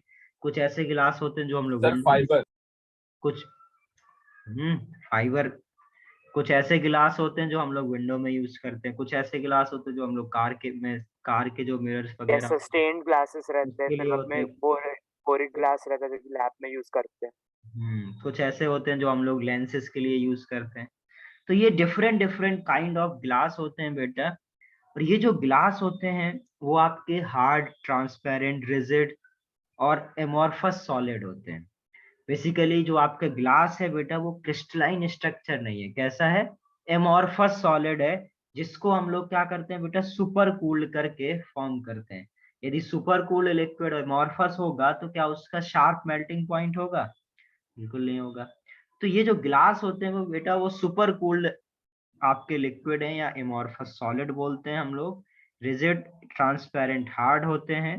ठीक है. ये जनरली हम लोग बेटा सिलिकेट से बनाते हैं. Silicates of sodium, calcium, zinc और heavy metals. Sodium, calcium, zinc और हैवी मेटल्स जनरली उनके सिलिकेट से हम लोग ग्लास का फॉर्मेशन करते हैं. सर अमोर्फिस किससे होता है? वो पाउडर ही तो कुछ फील होता ही नहीं है. क्या? सर ग्लास तो एकदम क्रिस्टलाइन रहता है ना. अमोर्फिस कैसे हो सकता है? नहीं, क्रिस्टलाइन होता कैसे पता तुम्हें? तुम्हें देख क्रिस्टलाइन फॉर्म होता है बट क्रिस्टलाइन स्ट्रक्चर तो अभी आपने एक्चुअली क्रिस्टलाइन और एमॉर्फस में डिफरेंस क्या होता है ये आपको आता ही नहीं है. ठीक है. आपको क्या लगता था? जो देखो सिंपल अभी के लिए आप इतना समझ के रखो बेटा, जिसके एजेस, जिसकी बाउंड्रीज शार्प हो, ठीक है, वो आपका क्रिस्टलाइन होता है नॉर्मली. और जो एमॉर्फस होता है वो इरेगुलर शेप का होता है. ओके. जो इनके प्रोसेसेस होते हैं बेटा क्रिस्टलाइन और एमॉर्फस बनाने के, और इनकी और भी बहुत सारी प्रॉपर्टीज होती हैं जिनको हम लोग को चेक करना होता है. उसके बेसिस पर हम किसी सॉलिड को एमॉर्फस या क्रिस्टलाइन बोलते हैं. ओके. तो ये जो गिलास होता है बेटा, जैसे एक मैंने अभी बात बताई थी आपको, मेल्टिंग पॉइंट.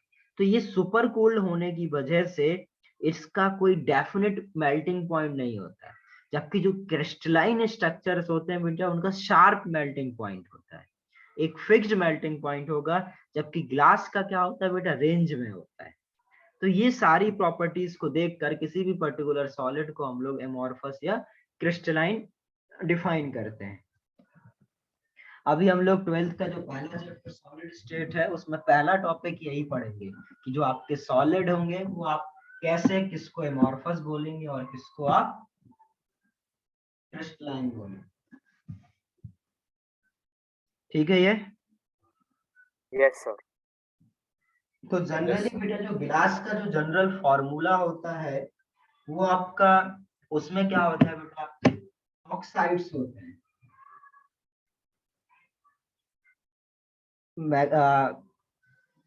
जैसे एलम में मैंने क्या बताया था, जो ऑक्साइड्स थे वो किसके थे, एल्कली मेटल्स और ट्राइवैलेंट के।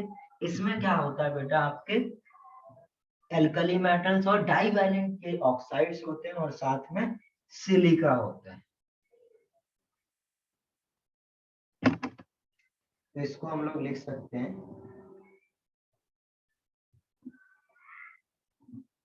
glass is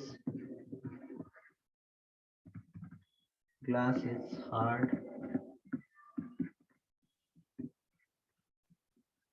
transparent, rigid and amorphous solid or a supercooled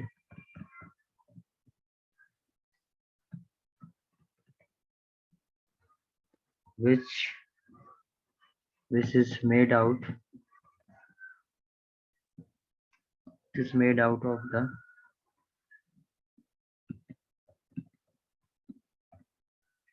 silicates of sodium, calcium, zinc or Pb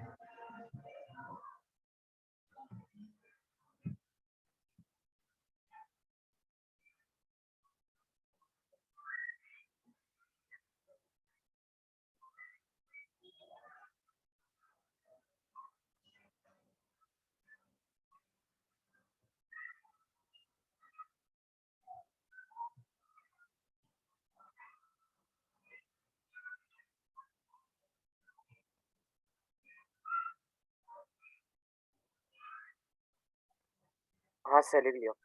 clear? Sir नहीं भाई। हाँ लिखो आराम से।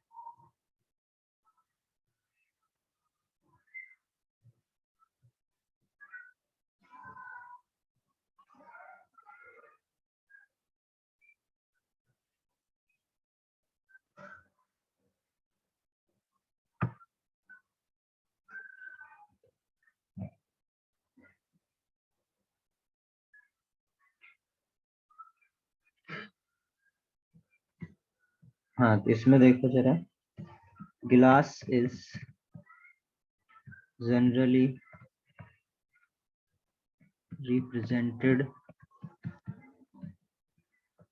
represented by the formula XM2O YM-O 6SiO2। ये M क्या होगा बेटा, इस ऑक्साइड को देख के आप M बता सकते हो क्या है, एल्कली मेटल Alkali. होगा, sodium. Yes sir. Alkali metal like sodium potassium. M dash देख के क्या लगेगा, divalent alkene earth metal. Divalent. Divalent metal like CaPbZn। Okay, तो ये बेटा आपका क्या होता है जनरल। अब ये जो x और y है ये क्या होते हैं आपके, इंटीजर्स हैं। ये कितने ऐसा हो सकता है बेटा इनका रेशियो डिफरेंट हो, सपोज 2M2O 5M-O 6SiO2। तो ये इस तरीके के जो कंपाउंड्स होते हैं, इस तरीके का जो जनरल फॉर्मूला रखते हैं, उनको हम लोग क्या बोलेंगे, ग्लास।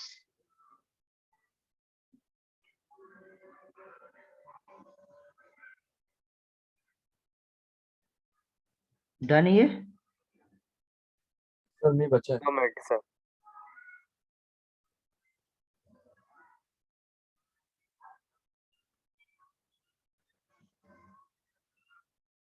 सर वो 6SiO2 है ना, हाँ 6SiO2। और उसके पहले डॉट भी आएगा। हाँ डॉट ही है।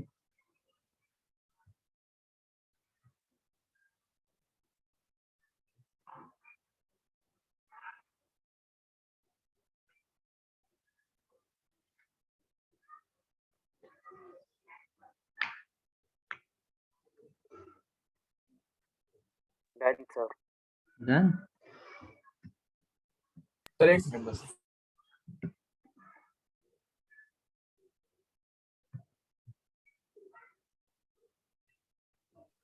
सर वो CAPV और फिर क्या ZN ना? हाँ ZnPV, CAPV/Zn। अब जरा देखो रॉ मटेरियल्स।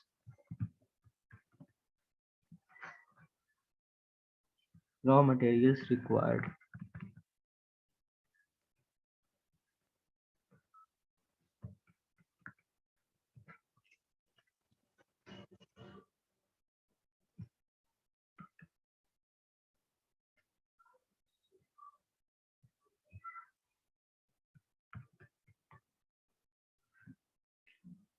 तो रॉ मटेरियल में आपका फर्स्ट है सिलिका, तो SiO2 होता है। सेकंड आपका alkali metal salt like Na2CO3, NaNO3 nitrate भी हो सकता है, Na2SO4, K2CO3 और KNO3।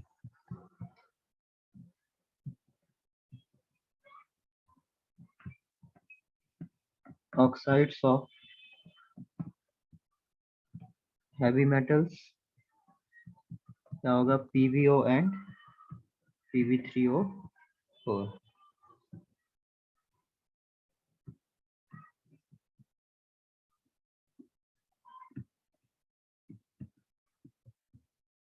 एल्कलाइन अर्थ मेटल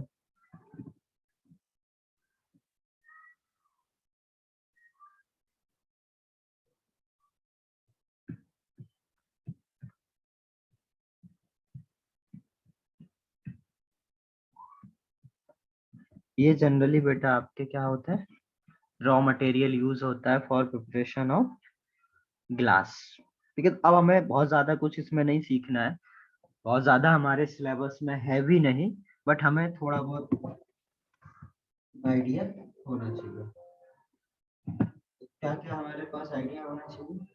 सबसे पहले बेटा ये जो थर्ड और फोर्थ है, ये थर्ड और फोर्थ बेटा आपके गिलास का रिफ्रैक्टिव इंडेक्स इंक्रीज करते हैं। यदि कभी आपको रिफ्रैक्टिव इंडेक्स गिलास का इंक्रीज कराना है तो आप क्या कराओगे? ये दोनों ऑक्साइड्स को ऐड करोगे, इन दोनों रॉ मटेरियल्स को आप ऐड कर दोगे। तो basically these compounds are added to increase the refractive index of glass। अब यदि बेटा आपको आप देखोगे बेटा जो गिलास है वो डिफरेंट डिफरेंट कलर्स में आते हैं, तो वो गिलास में कलर कैसे होता है? तो ये जो गिलास में बेटा कलर आता है वो आता है बेटा जो ट्रांजिशन मेटल के ऑक्साइड्स होते हैं, हम लोग बेटा उनको मिक्स कर देते हैं, उनको ऐड कर देते हैं। तो जो ट्रांजिशन मेटल के ऑक्साइड्स हैं उनकी वजह से क्या आने लगता है बेटा? कलर आने लगता है। कलर आने लगता है डी ब्लॉक के एलिमेंट्स। तो अगला ये तो ये पॉइंट हो गया। दूसरा point, to make the glass colored, to make the glass colored,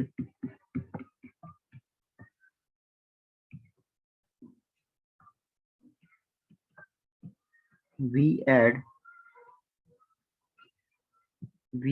oxides of metals to molten glass. FeO जो होता है बेटा, यदि FeO ऐड करोगे तो आपका ग्रीन कलर आएगा, कोबाल्ट ऑक्साइड करोगे तो आपका डीप ब्लू कलर आएगा, Fe2O3 ऐड करोगे तो आप येलो कलर आएगा, Cu2O ऐड करोगे आप तो रेड आएगा, MnO2 ऐड करोगे तो पिंक आएगा, और Cr2O3 करोगे तो ग्रीन आएगा।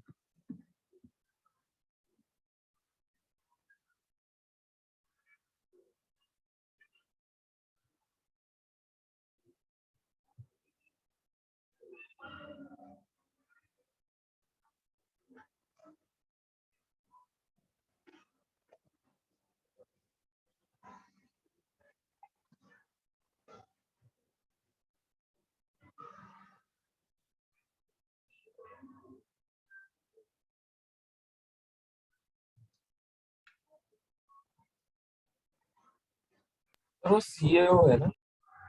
हाँ, CaCOO कोबाल्ट ऑक्साइड। अच्छा ये CO नहीं, उसके बगल वाला COO है क्या वो? नहीं, डीप ब्लू वाला है। Cu है ये नहीं, इसके बगल में जो है ना, उसके हाँ लेफ्ट में जो डीप ब्लू कोबाल्ट कलर है। Oxide, cobalt oxide.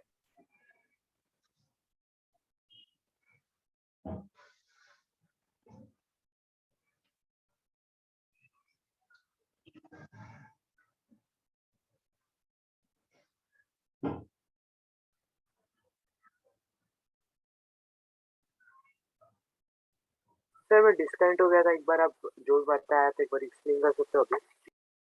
बेटा ये इसमें मैंने कुछ नहीं बताया, कहाँ से रॉ मटेरियल वाला तो सुना है तुमने? सर मैं थर्ड पॉइंट से मैं लीव हो गया। हाँ तो ये सारे रॉ मटेरियल्स हैं आपके, और जो कंपाउंड्स बेटा थर्ड और फोर्थ है, ये जो रॉ मटेरियल्स आपके रिफ्रैक्टिव इंडेक्स इंक्रीज करने के लिए यूज होते हैं। और यदि आपको किसी ग्लास में कलर करना है, कलर्ड ग्लास चाहिए, तो आप मोल्टन ग्लास में जो आपके ट्रांजिशन मेटल्स के ऑक्साइड होते हैं उनको ऐड कर देते हैं। यदि आपको ग्रीन चाहिए तो FeO ऐड कर दो, येलो चाहिए तो Fe2O3 ऐड कर दो, Cu2O ऐड करोगे तो रेड मिल जाएगा। तो इस तरीके से बेटा यदि आपको कलर्ड ग्लास बनाना होता है तो हम लोग ट्रांजिशन मेटल के ऑक्साइड्स को ऐड कर देते हैं। Yes sir. सर FeO के बाजू में क्या लिखा है? FeO के बाजू में लिखा है ग्रीन।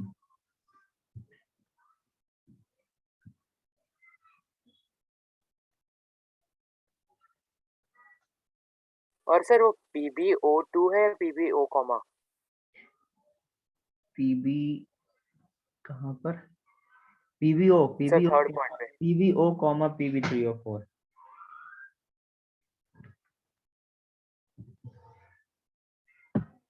डन, तुम स्क्रीनशॉट ले लो। हाँ सर। अब देखो जरा, डन। Types of glass. तो पहला ग्लास है बेटा सॉफ्ट ग्लास।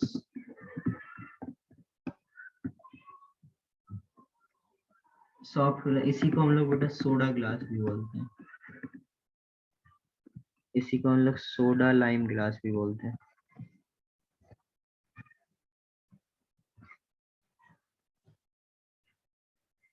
ये जो ग्लास होता है बेटा, ये सबसे सिंपलेस्ट ग्लास होता है बेटा। सबसे सिंपलेस्ट ग्लास होगा जिसमें आपका सोडियम और कैल्शियम के कार्बोनेट होंगे और सिलिका होगा।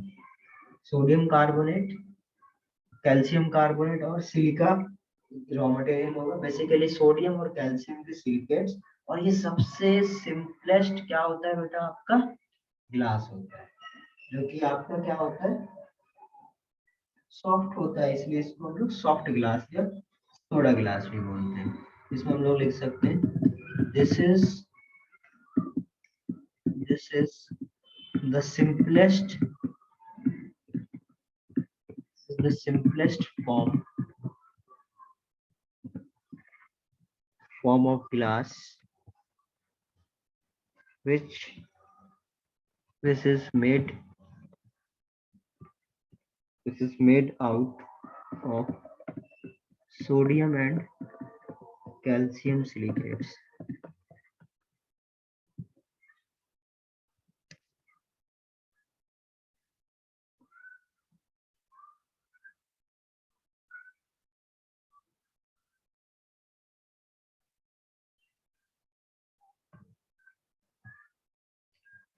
दूसरा जो ग्लास होता है,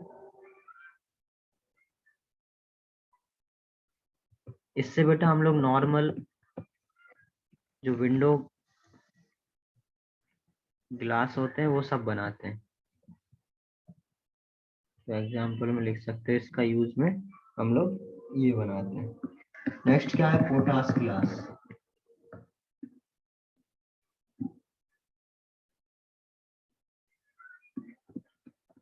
और हार्ड ग्लास भी बोलते हैं इसको।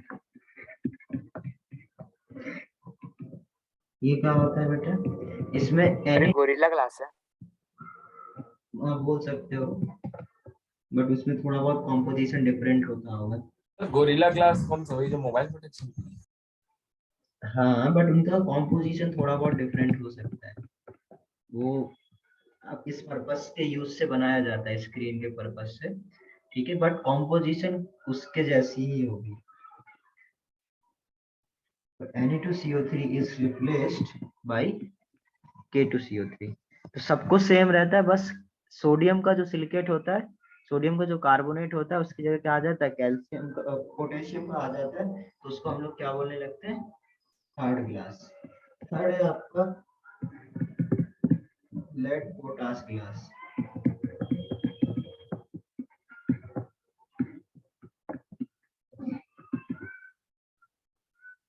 इसमें क्या होता है बेटा, आपका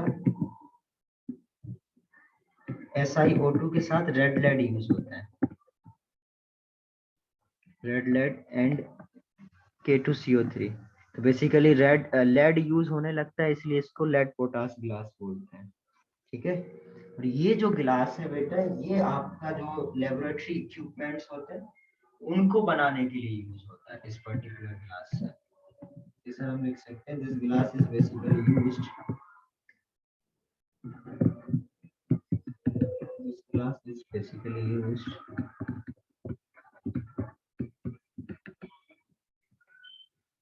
to make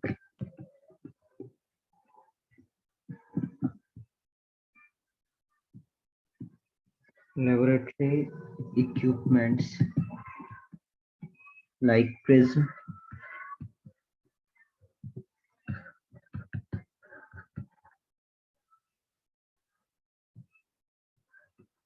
and lenses।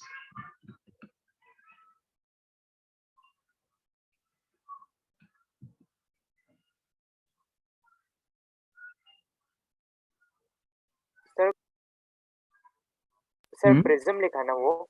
हाँ, prism.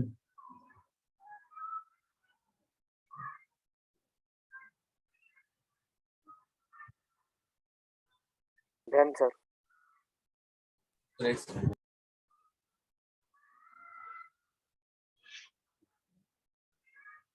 Yes sir.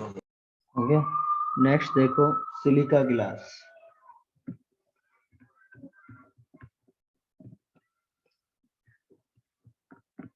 Silica glass और क्वार्ट्ज ग्लास भी बोलते हैं इसको। ये बेटा आपका सबसे प्योर फॉर्म का होता है। ये इस बेसिकली ये सिंपल आपका सिलिका से बना होता है, pure of silica, it is made out of pure silica.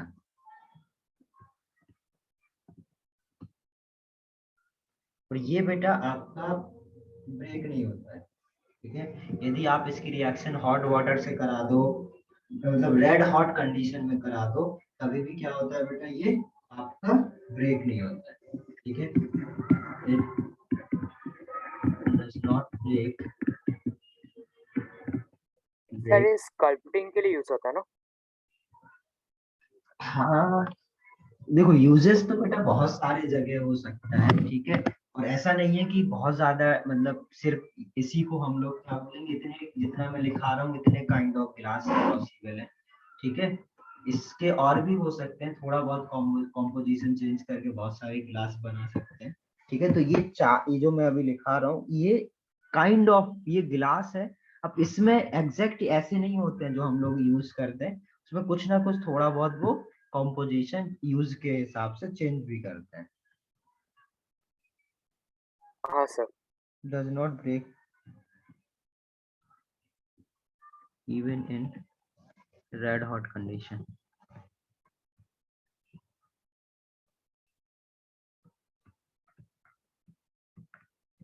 It does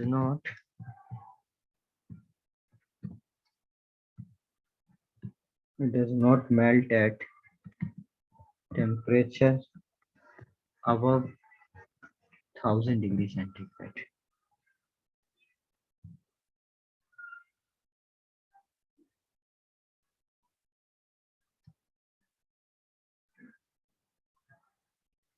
तो ये आपका बेटा सिलिकॉन कंप्लीट हो गया। तो अभी ये हम लोग जो 14 फैमिली पढ़ रहे थे, उसमें कार्बन और सिलिकॉन तो हम लोग कंप्लीट कर लिए, बट थोड़ा सा हम लोगों को टिन और पीवी के बारे में भी पढ़ना होगा। टिन और पीवी के कंपाउंड जैसे stannous oxide, SNO, SNO2, PbO, PbO2, SnCl2, SnCl4, PbCl2, PbCl4, Pb3O4। तो इन कंपाउंड्स के बारे में हमें और थोड़ा थोड़ा पढ़ना है। तो सबसे पहले हम लोग स्टेनस ऑक्साइड से शुरू करते हैं।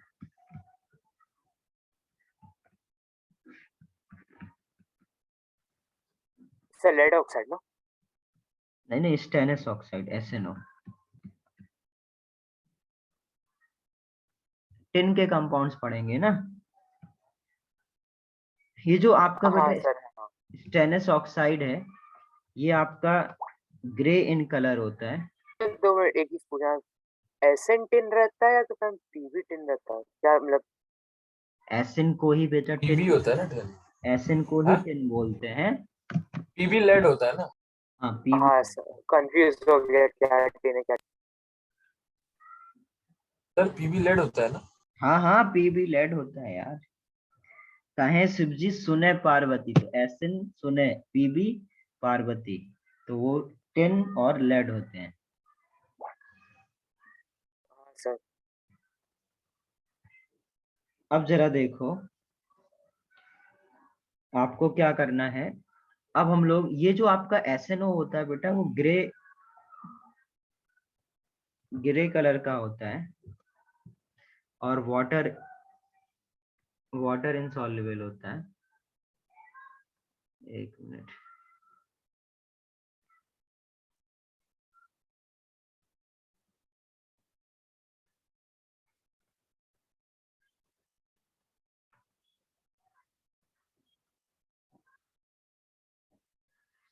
अब grey in colour insoluble in water, basically ये प्रॉपर्टीज हैं। अब इसकी यदि हम लोग प्रिपरेशन की बात करें, तो कैसे SNO का हम लोग प्रिपरेशन करते हैं।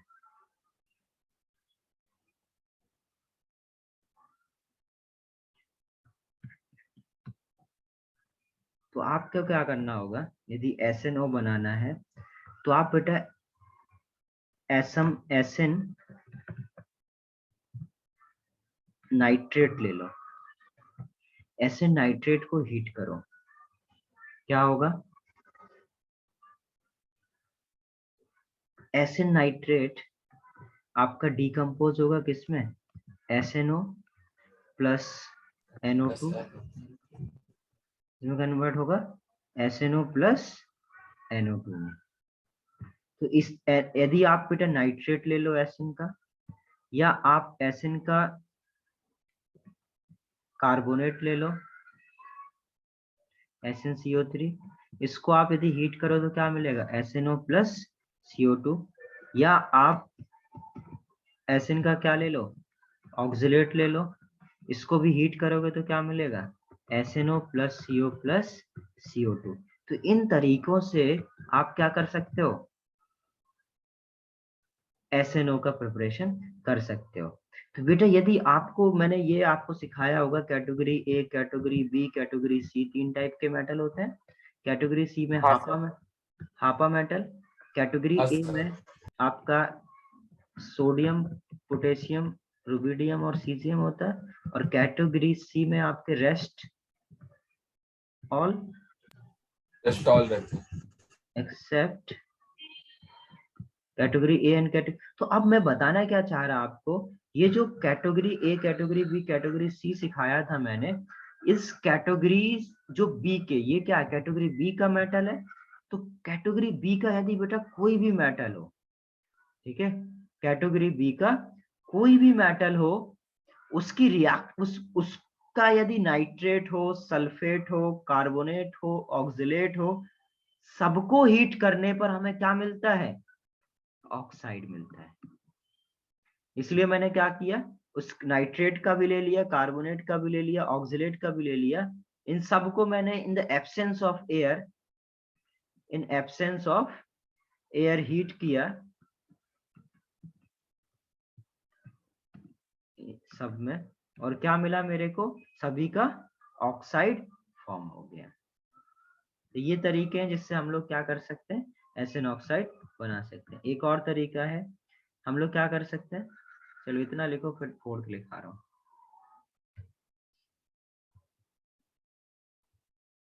सर हो गया। हो गया। फोर्थ है, 1 minute sir.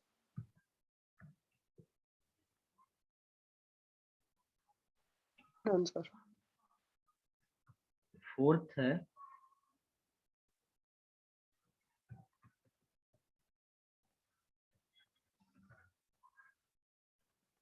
SnO2 की रिएक्शन आप बेटा NaOH के साथ करो। SnO2 की रिएक्शन यदि NaOH के साथ कराओगे तो क्या बनेगा, SnOH whole twice plus 2NaCl, correct.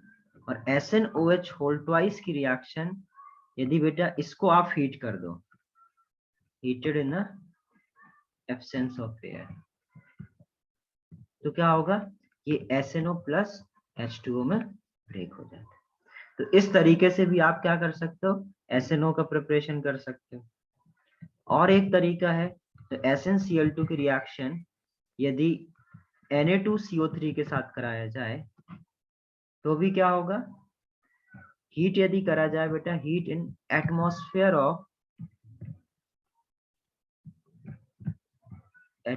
Of CO2, तो क्या होता है बेटा, इससे आपका SNO plus CO2 plus 2NaCl form हो जाता है, SNO plus CO2 plus 2NaCl form हो जाता है।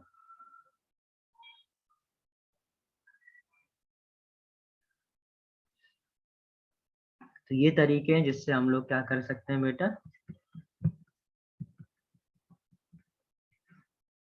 प्रिपरेशन कर सकते हैं। अब देखते हैं हम लोग बेटा केमिकल प्रॉपर्टीज। यदि SNO की रिएक्शन O2 के साथ कराया जाए क्या मिलेगा, क्या मिलना चाहिए बेटा, SNO की रिएक्शन O2 के साथ कराने, कॉमन सेंस, ये +2 में है, करेक्ट, वेरी गुड।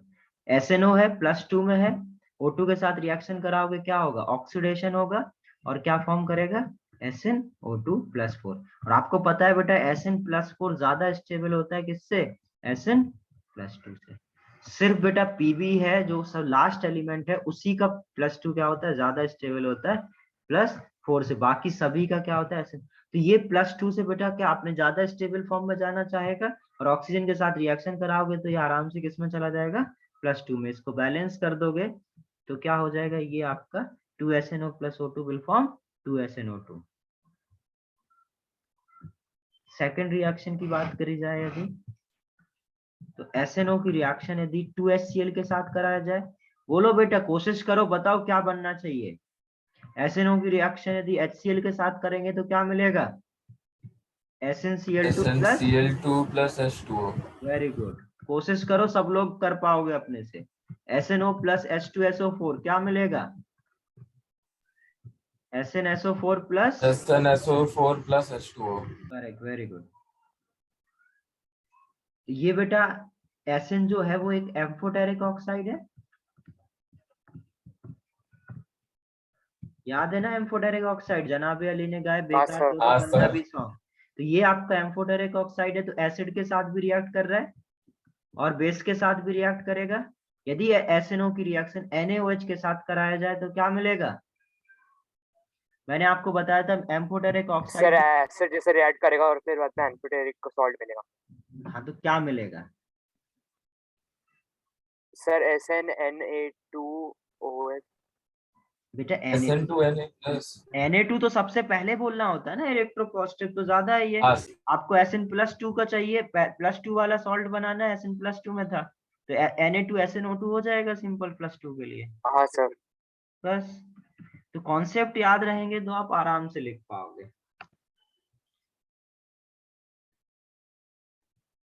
तो Na2SNO2 प्लस H2O ये हो गया।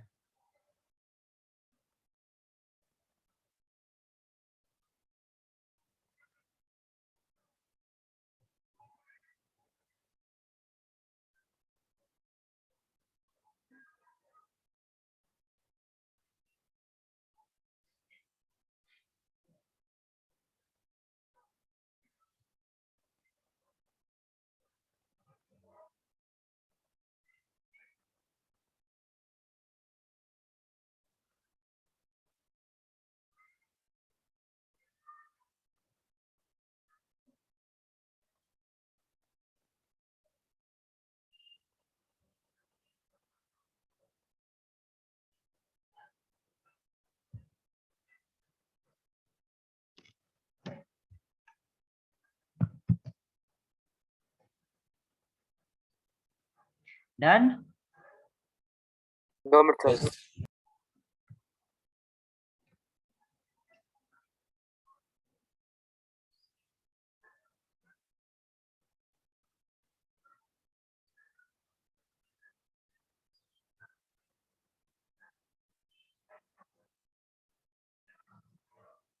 Done sir.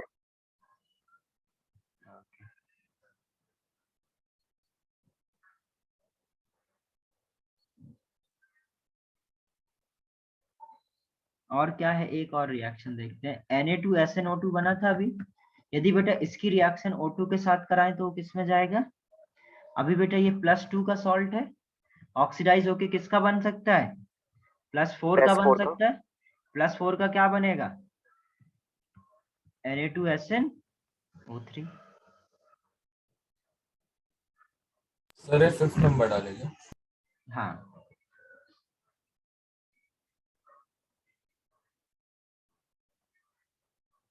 अब देखते हैं हम लोग स्टेनिक ऑक्साइड।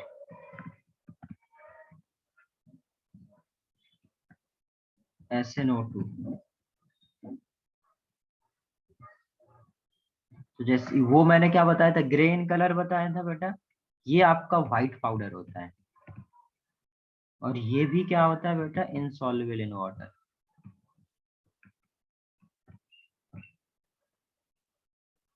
अब इसकी प्रिपरेशन की बात करी जाए। प्रिपरेशन बेटा इसमें हम लोग डायरेक्ट एसिन को क्या करें, यदि O2 से बर्न करें, ठीक है, 1500 डिग्री सेंटीग्रेड पर, तो हमें क्या मिल जाएगा, SnO2 फॉर्म हो जाएगा। और ये जो जब बर्न होना शुरू करता है बेटा, तो ये व्हाइट जो ब्राइट फ्लेम होता है ना, एक ब्राइट फ्लेम से बर्न होता है, तो tin burns with bright flame.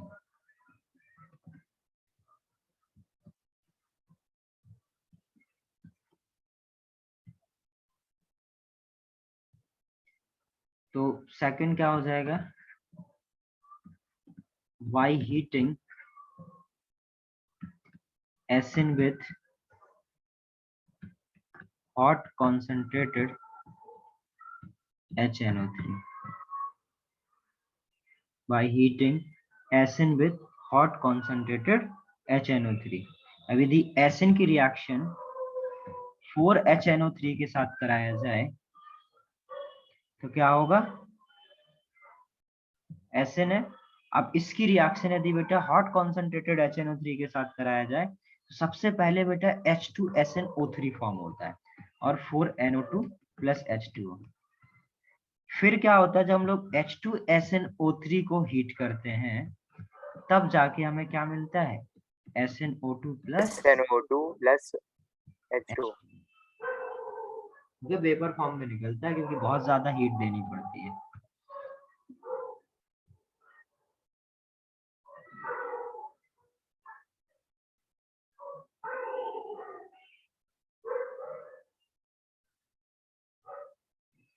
ठीक है, जैसे मैंने अभी बताया बेटा आपको, ये वाटर में इनसॉल्युबल होता है, बट जो आपका SnO2 है वो बहुत सारे एसिड्स में इनसॉल्युबल होता है, जबकि बेटा सिर्फ और सिर्फ कॉन्सेंट्रेटेड HNO3 में क्या होता है, सॉरी कॉन्सेंट्रेटेड H2SO4 में सॉल्युबल होता है।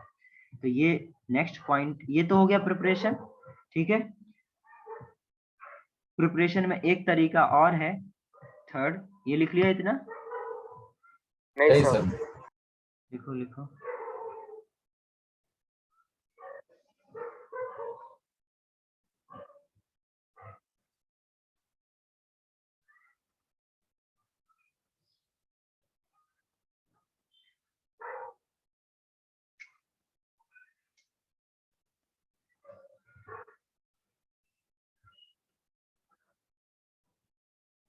सर आपने डॉग्स लिए क्या?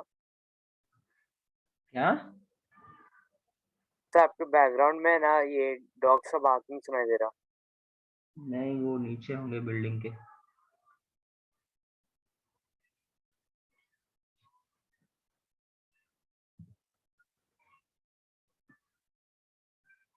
Yes.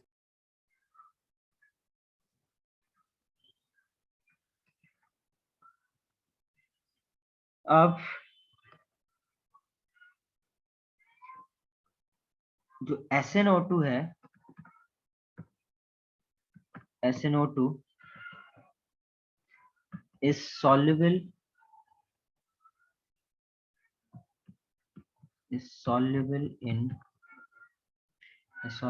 only in concentrated H2SO4। SnO2 की रिएक्शन यदि H2SO4 के साथ कराएं तो क्या मिलेगा हमें? SnSO4 whole twice plus H2O। Correct. अब इस पर्टिकुलर सोल्यूशन को यदि हम लोग डाइल्यूट करें, SnSO4 प्लस H2O यदि डाइल्यूट करें तो क्या होगा? ये आपका किस में वापस चला जाएगा? इससे ये बना, डाइल्यूट करोगे तो वापस SnO2 प्लस क्या हो जाएगा? H2SO4। अब प्रॉब्लम क्या है इसमें कि ये वापस वापस तुरंत वापस चला जाता है, तो हम लोगों को इसको रोकने के लिए हम लोग SnO2 के साथ क्या मिक्स कर देते हैं? KOH मिक्स कर देते हैं, जिससे क्या बन जाता है? K2SnO3 plus H2। तो ये तीन रिएक्शंस हैं जो कि हमें पता होना चाहिए कि आपका जो SnO2 है वो रिवर्सिबल रिएक्शन होता है। SnO2 की रिएक्शन H2SO4 के साथ कराओगे यानी SnSO4 होल ट्वाइस बनेगा, वापस पानी डालोगे क्या होगा? SnO2 प्लस H2SO4, फिर उसमें यदि आप KOH डाल दोगे तब जाके K2SnO3 फॉर्म होता है। और आपको पता है बेटा ये क्या है? एम्फोटेरिक है, ये भी तो एम्फोटेरिक है। सर करेक्ट, एम्फोटेरिक है तो ये बेस के साथ भी रिएक्ट करेगा, एसिड के साथ भी रिएक्ट करेगा। नोट करो इसको।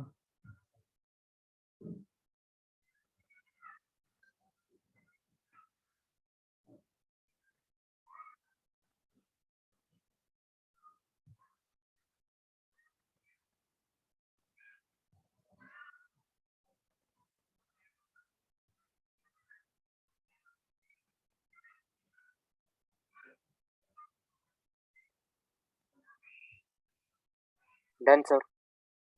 नेक्स्ट हेडिंग डालो स्टेनस क्लोराइड।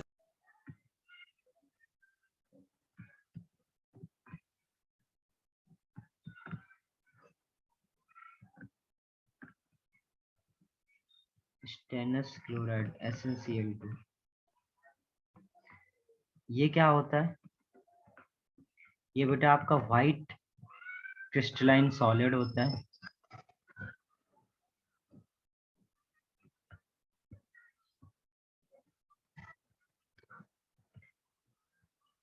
ये सॉल्युबल इन वाटर होता है, soluble in water, alcohol and ether. Sir हाँ, सर स्टेरिक ऑक्साइड का प्रॉपर्टीज नहीं लिखा है। वो हो गया उसी में। प्रॉपर्टीज में एम्फोटेरिक रिएक्शंस मैंने दिखाई दी, और ऊपर लिखा था मैंने कि ये व्हाइट क्रिस्टलाइन सॉलिड होता है, तो उसमें में हो गया। अब हमें कम ही कम करना है, बहुत ज्यादा इम्पोर्टेंट है नहीं, बट ऐसा नहीं है कि पूछा नहीं जाता है, पूछा जाता है। ठीक है, तो बस शॉर्ट में ही दिया हुआ है, तो शॉर्ट में ही हम लोग पढ़ रहे हैं। अब देखते हैं स्टेनस क्लोराइड SnCl2। और ये जो स्टेनस क्लोराइड है बेटा, ये हाइड्रेटेड फॉर्म में रहता है, तो इसका जो हाइड्रेटेड फॉर्म होता है, हाइड्रेटेड स्टेनस क्लोराइड की यदि बात करें हम लोग, तो वो क्या होगा? SnCl2.2H2।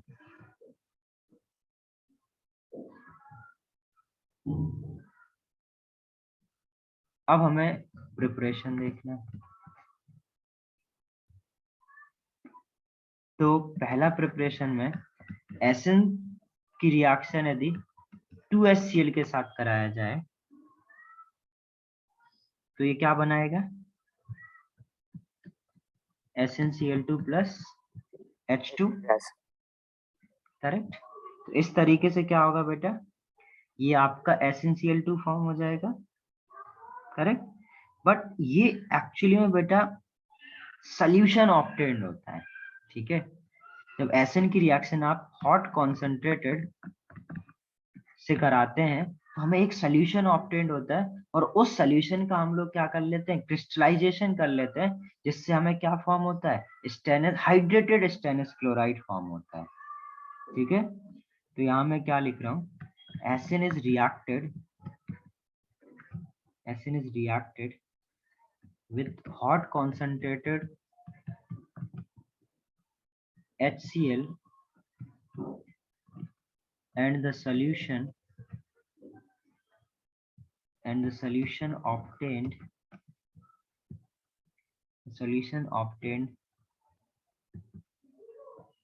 is subjected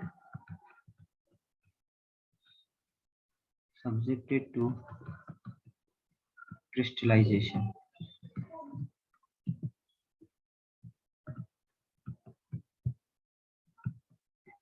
Sn plus, तो क्या होता है? हमें simple Sn plus 2HCl form कर रिएक्ट करके क्या बनेंगे? SnCl2 plus H2।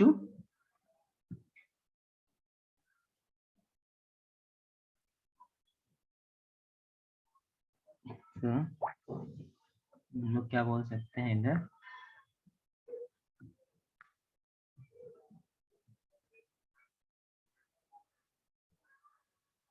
Hydrated stannous chloride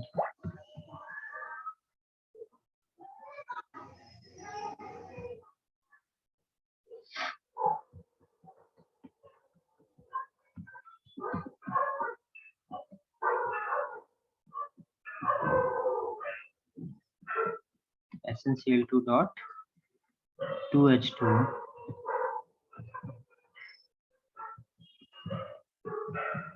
consists of 2 molecules of water। तो एनहाइड्रस यदि आपको SnCl2 करना है बेटा, तो SnCl2 को मतलब यदि आपको एनहाइड्रस SnCl2 चाहिए, तो वो बेटा आपका इस फॉर्म से नहीं मिलेगा। सर 2 मॉलिक्यूल्स या 2 moles? 2 moles of water। Same ही होता है बेटा, मॉलिक्यूल्स मोल सेम ही तो है, एवोगैड्रो का ही तो अंतर होता है। एक मॉलिक्यूल से दो मिल रहे हैं तो एक, यदि इसको आप एक मोल बोलोगे तो 2 मोल मिलेंगे, और 2 तो सब कुछ सेम ही है। हाँ सर। अब ये बेसिकली इस तरीके से बेटा हम लोग सिर्फ और सिर्फ हाइड्रेटेड स्टेनस क्लोराइड ही फॉर्म कर सकते हैं। Last page.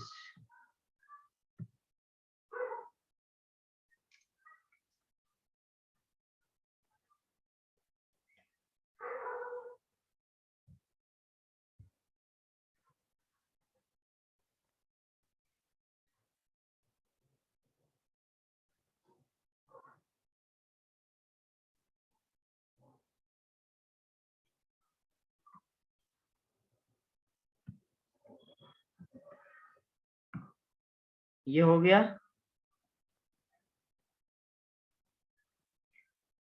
हाँ सर, ये लिख लिया। लिख लिया। अब हम लोग देखते हैं बेटा, ये हॉट कॉन्सेंट्रेटेड हमने सोल्यूशन यूज किया था। यदि आप बेटा सोल्यूशन यूज करोगे तो आपको क्या मिलेगा, हाइड्रेटेड स्टेनस क्लोराइड मिलेगा। यदि आपको बेटा एनहाइड्रस फॉर्म करना है, एक मिनट,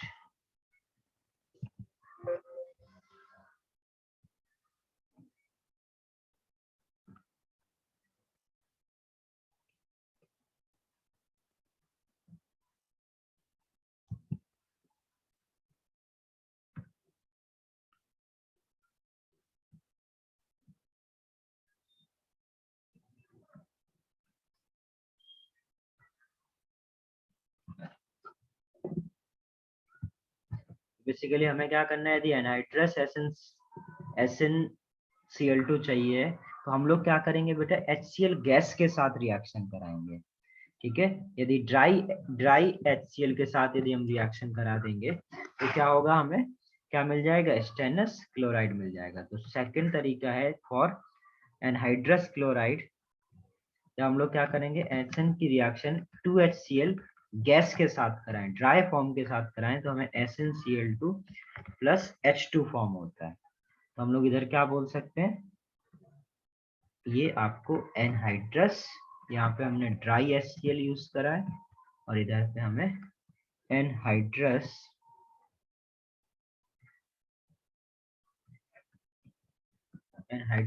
फॉर्म हो गया। इस तरीके से हम लोग एनहाइड्रस फॉर्म कर सकते हैं।